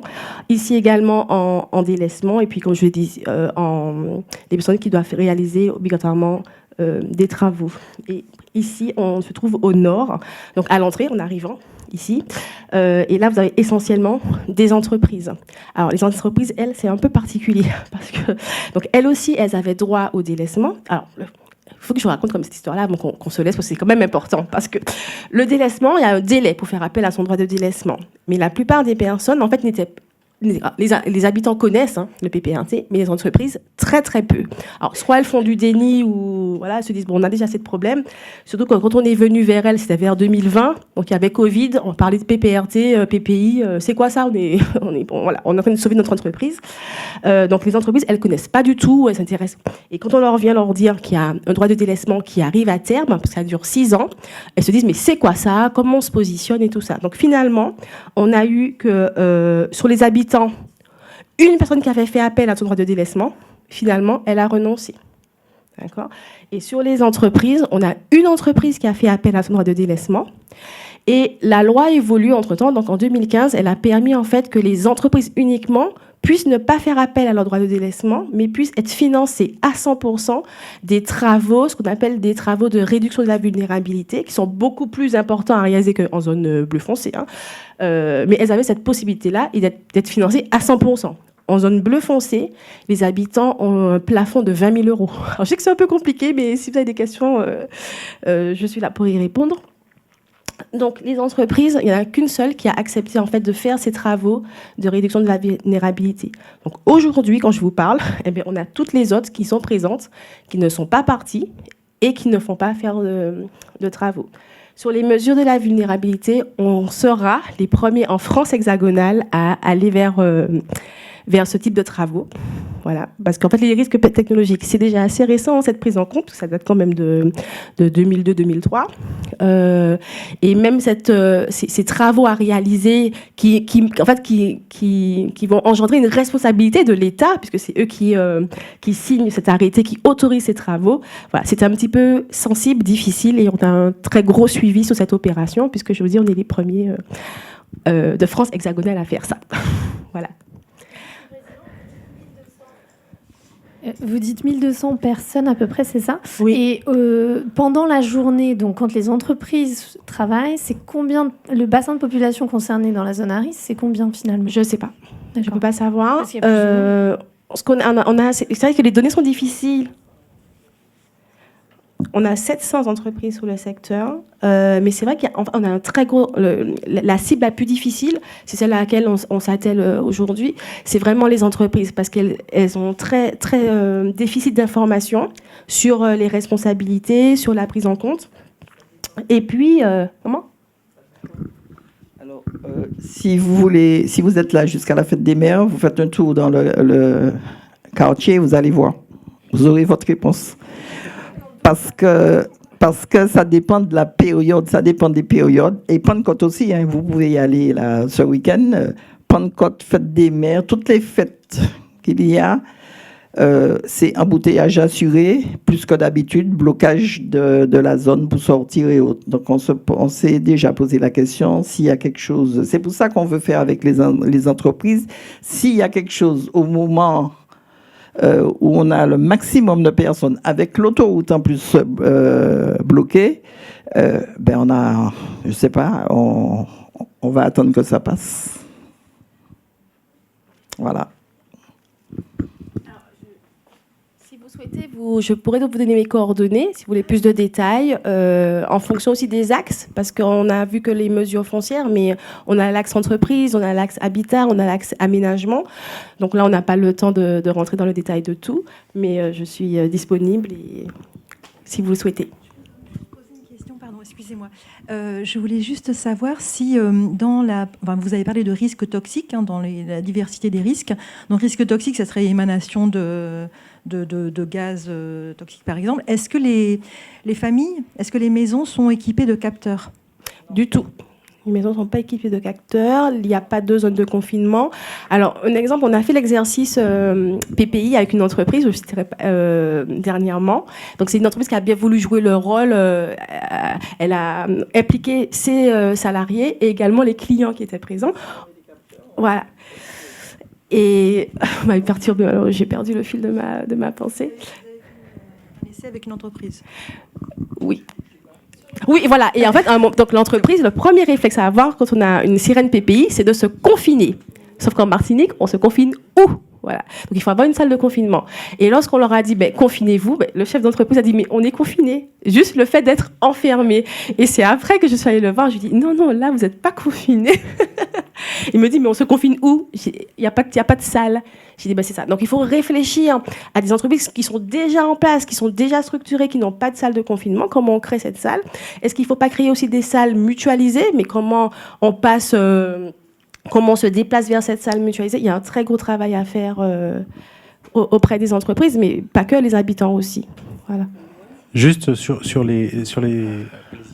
Et ça va plus loin parce qu'on est amené, on travaille avec Amaris, je ne sais pas si vous connaissez, au niveau national, c'est l'association sur la maîtrise des risques technologiques et qu'ils ont mis derrière d'autres risques aujourd'hui. Amaris nous accompagne sur les exercices, sur le juridique, parce qu'on a du juridique qui sort aussi avec les habitants. Et on est, je vais dire que si on va aujourd'hui sur la question de poser des capteurs sur des maisons, déjà, on va se faire shooter par la population parce qu'on veut mettre des capteurs alors qu'on sait pertinemment. Et j'ai appris ce que c'était qu'un PPRT avec les gens de Californie.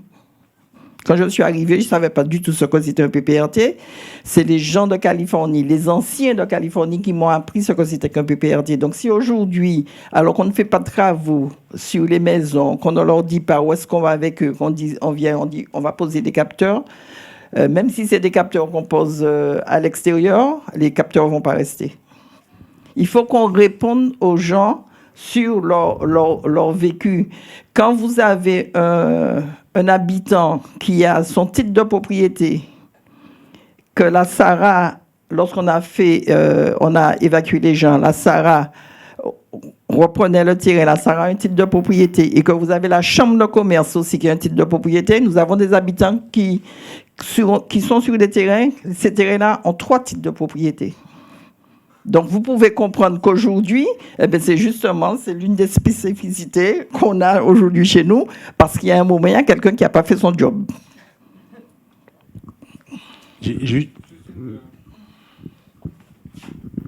Juste un élément de réponse sur les capteurs. Sur le risque toxique, on regarde la dispersion des vents, et quand on prend la rose des vents naturelle de la raffinerie, on a plutôt des vents d'est vers ouest. Donc c'est plutôt Fort-de-France qui serait concerné avec le Lamentin. Et ils n'ont pas encore totalement compris ça de point de vue PPRT. Donc on est plutôt d'est vers ouest. Donc la zone du quartier de Californie est de façon probable et peu concernée.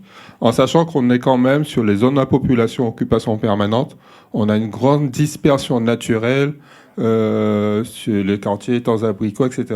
Et nous, on fait une surveillance régulière avec Madininer, puisque de par nos obligations, on a mis des cabines supplémentaires Madininer sur le SO2, sur les COV, etc. Et nous, on a des capteurs aussi dans nos installations, au périmètre de nos installations, qui permettent de voir s'il y a une dispersion accidentelle de nuages toxiques. Et par exemple, sur l'H2S, on n'arrive pas à des niveaux qui pourraient avoir des effets de corrosion, comme on le voit sur la côte atlantique avec les sargasses. Aujourd'hui, dans le périmètre autour de la Sahara, il y a des niveaux de concentration bien plus faibles que liés à l'H2S. Nous, de temps en temps, on a nos collaborateurs et même entreprises extérieures qui utilisent leurs propres capteurs. Et moi, j'étais chez des amis. H2S, 5 ppm à Sahara, on est sous ARI. Appareil respiratoire isolant, protection respiratoire. On voit que parfois, on a des zones à plus de 5 ppm en Martinique liées aux sargasses. Je voulais compléter ce que disait Fabrice sur les capteurs. Attention, les capteurs ne sont intéressants que s'ils sont situés relativement en amont. Parce que si vous mettez des capteurs sur la maison où la personne est, c'est trop tard. Donc en fait, c'est la limite aussi de mettre des capteurs. Il faut laisser le temps de réagir et je pense que ça ne serait pas efficace. Non, ce qui est important, c'est la formation, sensibilisation et les réflexes en cas d'alerte. Donc c'est-à-dire que les réflexes soient connus en cas d'alerte sur le confinement, pour pouvoir prévenir du risque potentiel. Et l'enjeu, il est vraiment là. C'est tout le temps informer, communiquer avec une population qui bouge. Est-ce qu'il y a des écoles dans le périmètre? Non. D'accord. S'il n'y a pas d'autres questions, pour revenir sur notre PPRT fait partie des PPRT qui ont été cités dans le document qui a été fait par Marie, c'est que la présentation qui a été faite au Sénat sur les 20 ans de PPRT. Je pense que pour certains, vous avez ce document-là. 20 ans de PPRT, où en est-on? Et nous, on est bien en avance sur beaucoup de PPRT parce qu'on est aujourd'hui là dans le cadre du PPI, on a fait un gros travail d'évacuation avec les zones d'évacuation où est-ce qu'on évacue les gens. On est aujourd'hui sur mettre des panneaux dans la zone avec des messages pour que les personnes qui arrivent dans la zone puissent savoir quoi faire. Et nous, c'est notre job de travailler sur le PPI. Donc, on travaille sur le PPI pour que les gens puissent avoir un minimum de sécurité quand ils viennent dans la zone et que les chefs d'entreprise puissent aussi former leur personnel. On a prévu de les accompagner sous la formation du personnel avec Amaris et Synerzip sur la prise en charge des clients. Comment on s'organise, comment on fait la prise en charge des clients. Et on va même plus loin sur la zone, dans les permis. Chaque nouvelle entreprise qui vient s'installer sur la zone doit, dans le permis, il y a une obligation d'avoir une citerne. Parce que quand il y a les incendies, c'est les gros dans la zone. Donc, sur tous les nouveaux permis, il y a une obligation d'avoir une citerne. Et dans le cadre des entreprises, on va aussi regarder comment, dans toutes les nouvelles entreprises, qu'il y ait, quand on dépose le permis, qu'on fait l'instruction, qu'il y ait une zone de confinement. Donc, on travaille petit, mais on avance. On peut pas courir plus vite. Parce qu'on a perdu 2 ans où le PPRT pour nous était un PPRT insincère parce qu'il a été validé avec Antilles-Gaz sorti de là où ils étaient, alors qu'ils sont restés 2 ans là. Et puis on a eu les 2 ans de la Covid derrière, donc on a perdu 4 ans sur ce PPRT-là pour la prise en charge des financements et de savoir qu'est-ce qu'on faisait. Donc, et quand on essaie de demander au niveau des services d'État, on a perdu 2 ans, plus ces 2 ans de Covid, est-ce qu'on ne peut pas prolonger? Non, c'est la loi, c'est le texte, c'est l'arrêté, et on ne prolonge pas. Donc, vous avez des personnes qui vont passer à travers, quoi, parce qu'on a perdu 4 ans. Voilà.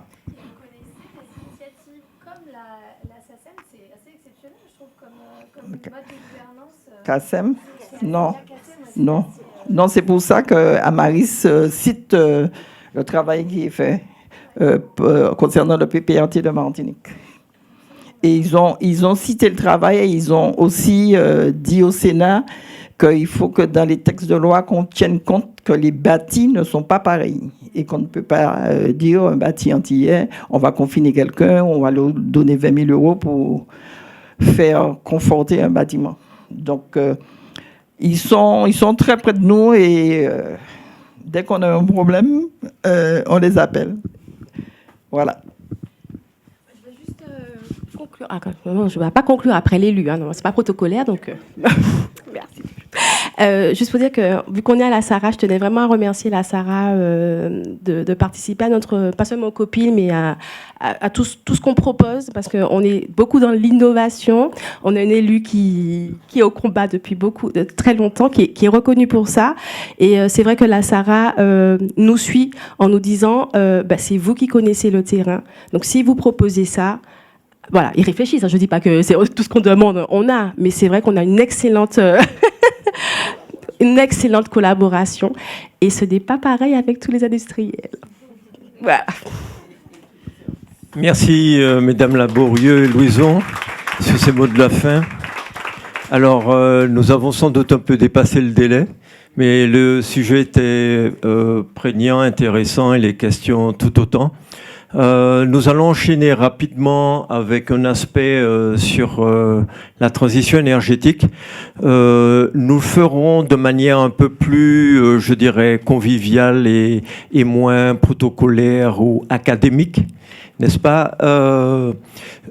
Je vais juste donner la parole. Alors, je vais co-animer avec deux de mes collègues, Monsieur Frédéric Ferrer, qui est responsable de la recherche, développement, innovation, technologie, et également, si vous avez des questions sur la Guadeloupe, avec Madame Annie Benjamin, éventuellement sur les énergies nouvelles. Donc, sans transition, justement. Donc, je leur passe la parole. Oui, alors rapidement, il a déjà décrit ma fonction. Donc moi, je travaille au sein de cette organisation transverse, le pôle énergie nouvelle de la SARA, hein, sur les 3 territoires. Et effectivement, en charge recherche, développement, innovation et technologie. Et c'est dans ce cadre qu'on développe beaucoup de collaborations avec les universitaires. On a déjà évoqué tout à l'heure, il y a eu deux doctorants qui se sont présentés. Il faut savoir qu'actuellement, alors on a le premier doctorant qui a effectué sa thèse pour SARA, qui a terminé en fin d'année 2023, Loïc, dont on a déjà parlé. Mais actuellement, on a 3 thèses de doctorat, donc il y a aussi, je pense que Josué il est parti sur le terrain, voilà, en Guadeloupe, et puis deux autres doctorants qui sont avec l'Université des Antilles, qui n'ont pas pu venir. Ils sont en train de maniper au laboratoire, hein, c'est souvent comme ça, les doctorants. Et puis, on va démarrer très bientôt une autre thèse de doctorat. Et là, ça sera avec les universités d'Alsace et de Lorraine. Donc, voilà, on ratisse large. Et par ailleurs, également, on est adhérent d'un certain nombre d'associations ou d'organismes.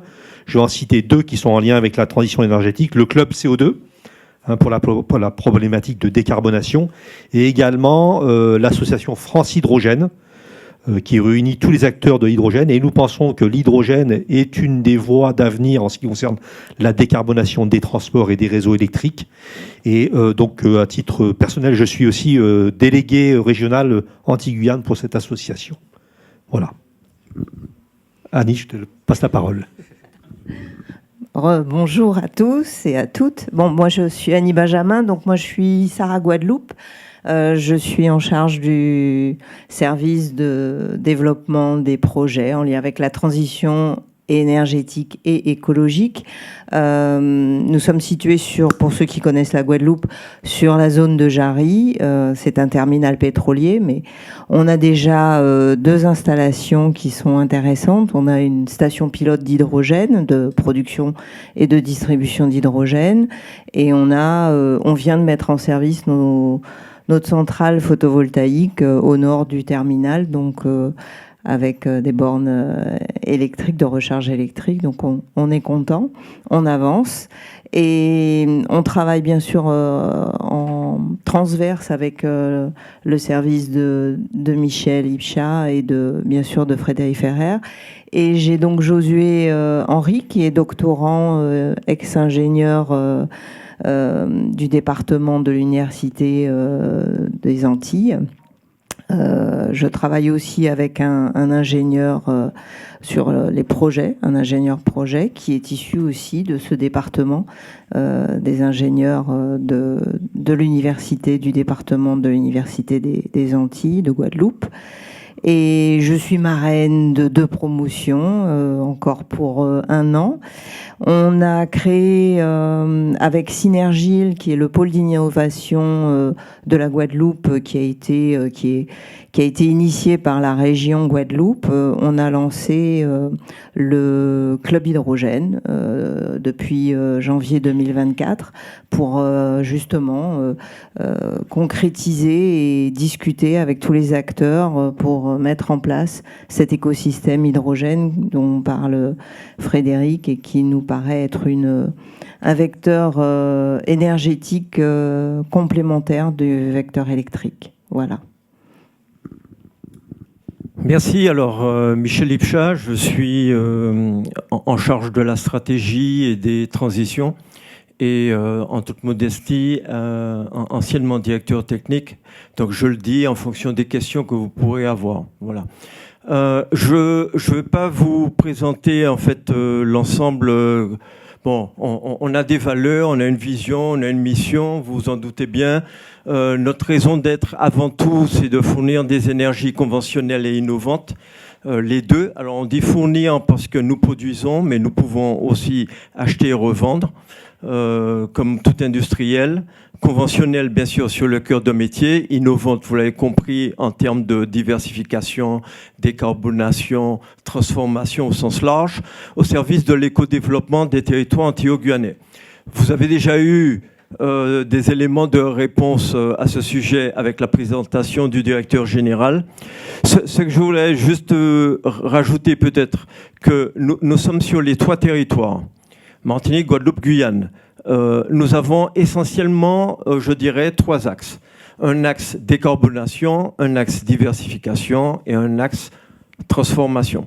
Sur la partie décarbonation, vous l'aurez sans doute compris, le plus gros émetteur et le plus complexe, si je puis dire, c'est la raffinerie à la Martinique. Il y a eu, il me semble, une de vous qui a posé des questions tout à l'heure en termes de décarbonation. Nous avons un plan qui s'appelle ECDISIS. Alors, pour les sachants, ceux qui sont un peu puristes, cela relève un peu de tout ce qui est la transformation et l'adaptation des arthropodes. Alors, vous allez dire, ces scientifiques, ces industriels, ils sont un peu compliqués avec beaucoup de termes. Les arthropodes, c'est la plus grande famille des insectes et la plus ancienne, allant des fourmis, des abeilles, des mouches, bourdons, des escargots, des bêtes à 1000 pattes, je passe à des scolopendres et consorts. Mais ce qu'il faut comprendre, c'est que à travers les différentes aires primaires, secondaires, quaternaires, etc., tertiaires et autres, ce sont des êtres vivants qui ont dû s'adapter au changement et à leur environnement pour survivre, et peut-être même au-delà de l'humanité elle-même. Donc c'est pour vous dire que nous avons la petite ambition de perdurer le plus longtemps possible. Bon, voilà. Nous avons des projets, mes collègues vous ont dit que, alors, et le directeur général aussi, nous avons plusieurs domaines d'activité stratégiques au-delà des produits carbonés que vous allez voir. C'est pour ça que j'essaye d'aller assez vite si vous avez des questions, que vous verrez sur le terrain. Nous cherchons à faire de l'hydrogène. Nous en produisons un peu comme, je dirais, M. Jourdain faisait de la prose, sans même le savoir depuis 53 ans, déjà pour désulfurer nos carburants route, jet aviation, diesel, essence. C'est la première fonction. La deuxième, c'est que nous transformons l'hydrogène pour faire de l'électricité. Alors, mon collègue Fabrice vous a dit que nous avons un grand groupe forte puissance GDA, le 32 GDA 3 de 5 kW. Nous avons des turbines aussi que vous verrez sur le terrain qui produisent aussi de l'électricité de manière autoconsommatrice, je dirais, pour nos besoins propres. Et puis aussi, avec l'hydrogène, l'hydrogène, nous faisons, c'est une première mondiale, nous avons une pile à combustible qui transforme l'hydrogène en électricité. C'est l'inverse pour les scientifiques de l'électrolyse justement de l'eau. Donc voilà un peu. Alors nous sommes sur l'hydrogène, nous sommes sur les biocarburants, vous l'avez vu. Nous cherchons aussi, non seulement sur la Guadeloupe, mais aussi sur la Guyane, à voir comment transformer certaines algues ou matières ligneuses, je dirais, plantes et autres, endémiques des territoires pour faire soit des huiles, soit des essences, avec d'autres partenaires. Ça, c'est un deuxième vecteur. Nous faisons aussi de l'électricité. C'est un troisième vecteur, une troisième énergie, je dirais. Donc, voilà un peu le panel de nos activités. Et puis, la partie transformation, pour aller très vite, c'est un peu le nerf de la guerre. Vous l'aurez compris, avec toutes ces déclinaisons, je dirais, de lois, la stratégie nationale bas carbone, la LTECV, j'en passe, le plan climat 2015 de M. Hulot et bien d'autres. C'est un peu compliqué tout ça. Donc il faut essayer de faire le tri et de voir comment on s'adapte au mieux en fonction de nos ressources, de nos moyens, bien sûr financiers, humains, nos compétences, et puis les technologies. Et ça, c'est important. Donc il y a une certaine adaptation aussi de nos méthodes de travail, de la manière dont nous devons imaginer notre collaboration en interne pour relever ces défis et être présent au-delà de 2030, avec la décroissance, bien sûr, de tout ce qui est émissions de gaz à effet de serre. Donc ça, c'est un gros challenge parce que l'un des principaux, je dirais, acteurs, c'est l'humain. Donc, dans sa mentalité, ses comportements, ses schémas, ces mindsets, comme on dit, et autres. Et ça peut prendre un peu plus de temps que le calendrier, je dirais, politique imposé de manière fédérale par l'Union européenne. Voilà. Donc, je vais pas m'attarder là-dessus. Bon, on a un peu une petite présentation ici qui retrace un peu pourquoi on est obligé de changer. Je pense que vous l'avez largement compris. Je préfère vous donner la parole si vous avez des questions et puis vous donner aussi le temps d'aller sur le terrain pour vous imaginer un peu plus ce que c'est qu'une raffinerie. Voilà.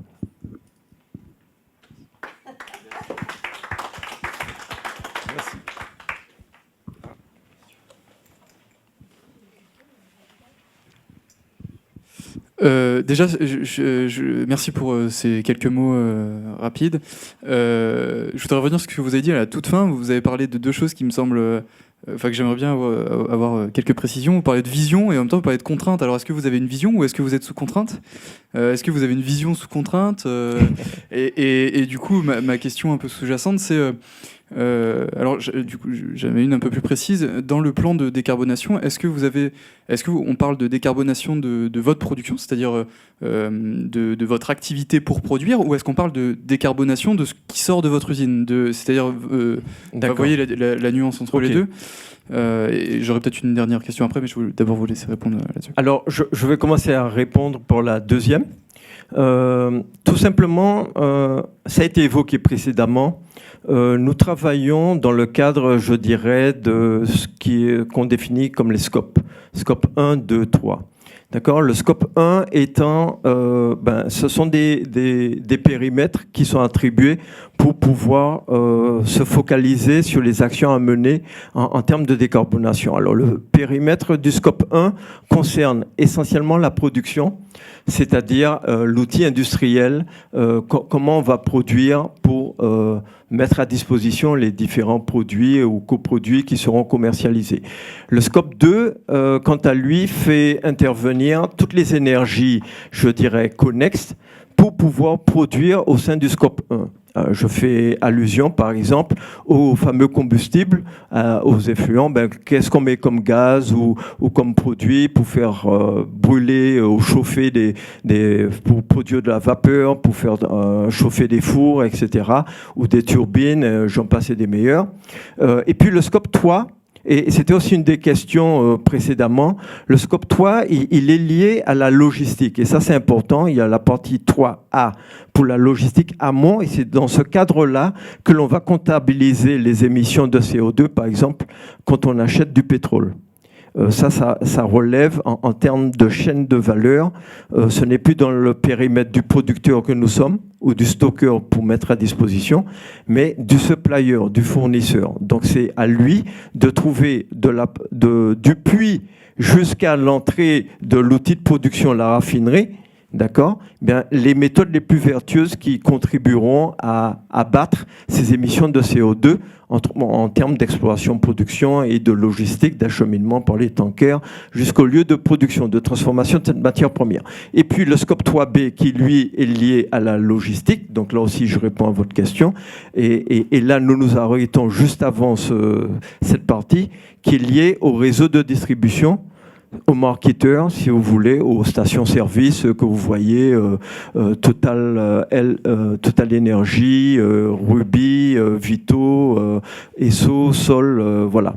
Donc eux, ils doivent comptabiliser ce qu'ils prennent au sortir de l'enceinte de la raffinerie ou des terminaux de stockage pour pouvoir acheminer, je dirais, de manière massive vers les lieux de distribution qui sont par exemple les stations-service ou bien des différents clients comme par exemple les marinas ou autres. Voilà. Alors, votre première question. Écoutez, en général, pour être honnête avec vous, les industriels se focalisent un peu plus sur la manière dont ils vont satisfaire les besoins des clients, produire, transformer, créer de la richesse, de la valeur ajoutée, qui s'inscrit au-delà du profit, je dirais, purement pécunier, de gagner de l'argent, mais dans une dimension un peu plus large maintenant avec tout ce qui concerne la responsabilité sociétale des entreprises, c'est-à-dire, bien sûr, la partie planète, la partie people, environnement, personne, et puis aussi la partie profit, mais pas seulement financier. Le profit, c'est la valeur ajoutée qu'on apporte au sein de la société et quelle est notre mission, notre rôle et notre raison d'être au sein de cette société, pas seulement pour faire du profit. Voilà. C'est un peu ça. Alors, souvent, comme on se focalise là-dessus, c'est vrai que les lois ne sont pas toujours très joyeuses. Elles ont souvent un côté un peu ingrat et scélérat, mais dans le bien-être, comme j'ai dit, de la RSE, de la planète, de l'environnement, des personnes, et puis d'un rôle sociétal dans le microcosme. Mais en général, c'est souvent sous contrainte que les industriels se mettent à changer, à se transformer, quoi. Donc, je terminerai juste en disant que c'est un mal pour un bien, sans vouloir philosopher. C'est que c'est souvent sous la contrainte qu'on doit se remettre en question. Je parlais de mindset, de changement, d'état d'esprit, d'adaptation, de transformation, pour pouvoir voir comment, d'un handicap par rapport au poids de ces lois, on arrive à en sortir un certain bénéfice, quoi. Voilà. Mais alors du coup, quand j'entendais contrainte, c'était peut-être... parce que vous, ce que ça voulait dire, c'est vos marges de manœuvre sont peut-être réduites. C'était dans le sens où, même si vous aviez une vision qui était très orientée vers des ressources nouvelles ou des énergies nouvelles, au final, vous êtes dépendant d'une mission qui est la vôtre, d'approvisionner en un type de ressources qui est attendu de votre part. Oui, alors... Juste pour dire en termes de contraintes, on a parlé des contraintes réglementaires, mais ça, on est un petit peu rodé depuis qu'on est industriel aux contraintes réglementaires. Par contre, c'est des contraintes qui sont liées aussi à la faisabilité sur nos territoires. On est sur des territoires qui ne sont pas très grands. On a des solutions qui doivent être acceptées par les populations, qui doivent être également permettre l'accès à l'énergie à toute personne et pas forcément à des prix importants. On est sur des technologies, et Frédéric pourra le confirmer, qui sont en cours de maturité, pas forcément matures. Donc il y a aussi un manque de visibilité sur ce que ça va donner d'ici 10 à 15 ans. Voilà, c'est des contraintes aussi qui ne sont pas que de ce type, qui sont des contraintes aussi d'aller vers l'inconnu. Aller vers l'inconnu, c'est jamais simple. Alors, je vais juste compléter par rapport à Annie pour répondre à votre question aussi sur les contraintes. Justement, c'est ça moi qui me semble un peu intéressant, c'est aller vers cet inconnu, développer une vision dans l'inconnu, c'est quand même compliqué. Oui. Vous voyez, vous parlez de contraintes effectivement multiples, mais développer cette vision, c'est-à-dire que quelle vision on développe dans cet inconnu qui semble être le vôtre, quoi. Notre vision, je voulais un peu citer, elle est à travers notre raison d'être tout à l'heure. Et vous l'avez souligné, au-delà de ce qu'on attend de nous sur notre cœur de métier à livrer les produits hydrocarbonés que vous connaissez, que vous achetez pour la plupart du temps, c'est aussi d'offrir d'autres solutions à nos territoires. Et pour répondre aussi précisément à votre question, nous avons une grosse contrainte qui est au-delà de la réglementation, qui est purement politique. Parce que au sein même de notre mission, de nos statuts, et là je fais allusion à nos statuts juridiques, qui dataient de 53 ans, à la création, il était question que l'on soit uniquement dans tout ce qui est oil and gas, pétrole, etc. Nous avons décidé, avec nos administrateurs, il y a même pas un an, de changer justement, et ça c'est une des réponses, le statut de la SARA pour devenir une entreprise à mission, avec tout ce que cela intègre comme engagement fort vis-à-vis de nos parties prenantes au sens large.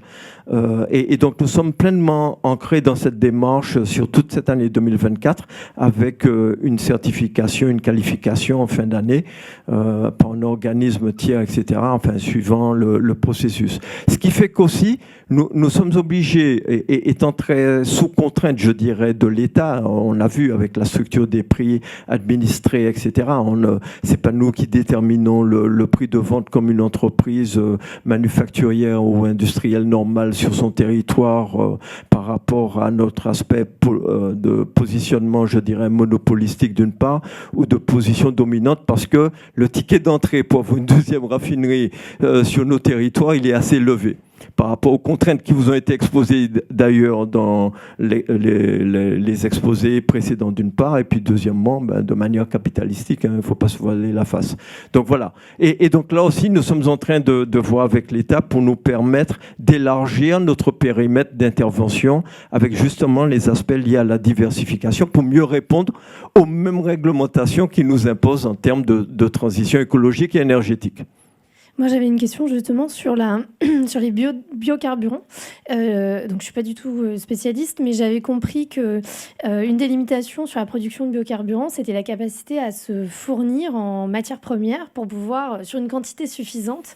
Et je me disais qu'en Martinique, on est sur une petite île où il y a déjà beaucoup d'usages sur le territoire. Et je me demandais s'il y avait une vraie capacité de production de biocarburants en termes de quantité de matières récupérées pour les produire, justement. Alors, en Guadeloupe aussi, d'ailleurs. Alors, la thématique des biocarburants, mais si tu veux aussi apporter des éléments de réponse, Annie, elle est large et multiple. Nous avons d'abord un aspect, je dirais, réglementaire, qui fait que, contrairement en France hexagonale, nous sommes exemptés, si je puis dire, par le Code de l'énergie depuis le 1er janvier 2021 de production localement sur les 5 territoires d'outre-mer, Martinique, Guadeloupe, Guyane, Réunion et Mayotte. Ça, il faut le savoir. Ça a été mis en place avec le Code de l'énergie. On n'a pas l'obligation. On n'a pas d'obligation à produire des biocarburants. Les raisons sont diverses. Il nous faudrait au moins jusqu'à cet après-midi pour toutes les balayer. Ça, c'est un premier point. Le deuxième point, vous l'avez souligné, il y a, quand on passe dans les biocarburants, il y a des obligations. Ça s'appelle la TIRUERT, ça s'appelait la TIRIB. Enfin, c'est tout ce qui concerne des taxes qui sont liées à la mise à la consommation. D'accord, donc pour les réseaux de distribution, et qui viennent en surcoût lorsqu'on commercialise des biocarburants. et qu'on a même des pénalités quand on n'atteint pas les seuils, alors qui sont à peu près d'incorporation. Par exemple, pour le 10, pour l'essence sur le territoire national, c'est 10% à peu près, volume d'éthanol, je dirais, ou d'alcool dans les essences. Vous avez à peu près son pendant B7, B10 pour tout ce qui est diesel. Et là, si vous ne respectez pas les taux d'incorporation qui sont imposés annuellement et en hausse, voilà, d'une part. Et deuxièmement, la variété des bios, parce qu'il y a des bios, comme on dit, de première génération, deuxième génération, troisième génération, et la loi impose un certain ratio de chacune de ces générations, avec le ratio le plus élevé étant maintenant celui de la troisième génération, qui la plupart du temps, elle coûte plus cher. Elle est plus rare aussi et elle coûte plus cher. Donc ça, c'est un deuxième élément. Le troisième élément, également, le marché, comme a dit ma collègue précédemment, il est étroit. Les biocarburants, ça représenterait sur, par exemple, 200 millions de litres d'essence vendus sur les 3 territoires, Martinique, Guadeloupe, Guyane. Vous auriez eu que 2 millions, donc c'est à peine 1%, je dirais, à incorporer là-dessus pour au minimum. Et ce qui fait que vous atteignez des tailles qui sont tellement faibles de biocarburants, qui sont déjà plus chers parfois, avec une certaine volatilité des prix, jusqu'à 2-3 fois plus cher que le prix de l'essence finie ou du diesel fini. Donc incorporer des produits très chers dans des produits qui malheureusement, avec le coût de l'énergie, ne cessent de coûter de plus en plus cher, créerait sur nos territoires qui ont déjà quelques difficultés sociales, on en a parlé précédemment, beaucoup de situations critiques, pour ne pas dire problématiques, pour la sécurité de l'État, quoi, avec des soulèvements sociaux, etc. Et puis le but aussi, c'est de rendre ceci accessible au plus grand nombre. Ma collègue l'a dit également. Donc voilà. Et puis je terminerai pour répondre à votre question, avant de passer la parole à ma collègue Annie, c'est que on se fait souvent une illusion en disant que le biocarburant est moins cher. Il est moins cher parce que tout simplement il n'est pas fiscalisé. C'est-à-dire que la collectivité ou les régions ne prennent pas les taxes qui représentent jusqu'à 51 ou 63% du prix que vous payez vous-même à la pompe. Mais ce qu'il faut aussi comprendre, et j'en profite souvent pour le dire à tout un chacun, comme aux politiciens d'ailleurs que nous rencontrons, c'est que quand vous passez à la pompe, c'est une forme d'impôt de solidarité parce que vous permettez à ces collectivités d'engranger des ressources financières pour leur dotation globale de fonctionnement qui sont après redispatchées, refléchées sur du social notamment, sur l'aménagement du territoire, sur les infrastructures, sur les écoles, sur la mise aux normes paracycloniques ou antisismiques, etc. Voilà. Annie, si tu veux. Oui, bah, t'as dit presque tout. Non, c'est vrai que c'est une chose qui est regardée parce que les biocarburants sur le territoire hexagonal, c'est quelque chose que tout le monde connaît. Sur nos territoires, c'est plus compliqué parce que déjà, s'il y a de l'additivation ou s'il y a une multiplicité de produits, ça va être compliqué à mettre en œuvre au niveau des stations-service. Et on est aussi sur une problématique de défiscalisation, puisque ces produits sont naturellement plus chers. Ils seraient encore plus chers, puisqu'en volume, ils seraient plus réduits et que leur approvisionnement coûterait plus cher. Il faut savoir aussi que ce sont des produits qui ne sont pas forcément, d'un point de vue responsabilité, très bien vus, puisque les biocarburants, en tous les cas ceux de la première génération, ont été assimilés à des substitutions sur la partie alimentaire. On restreint l'alimentation des populations.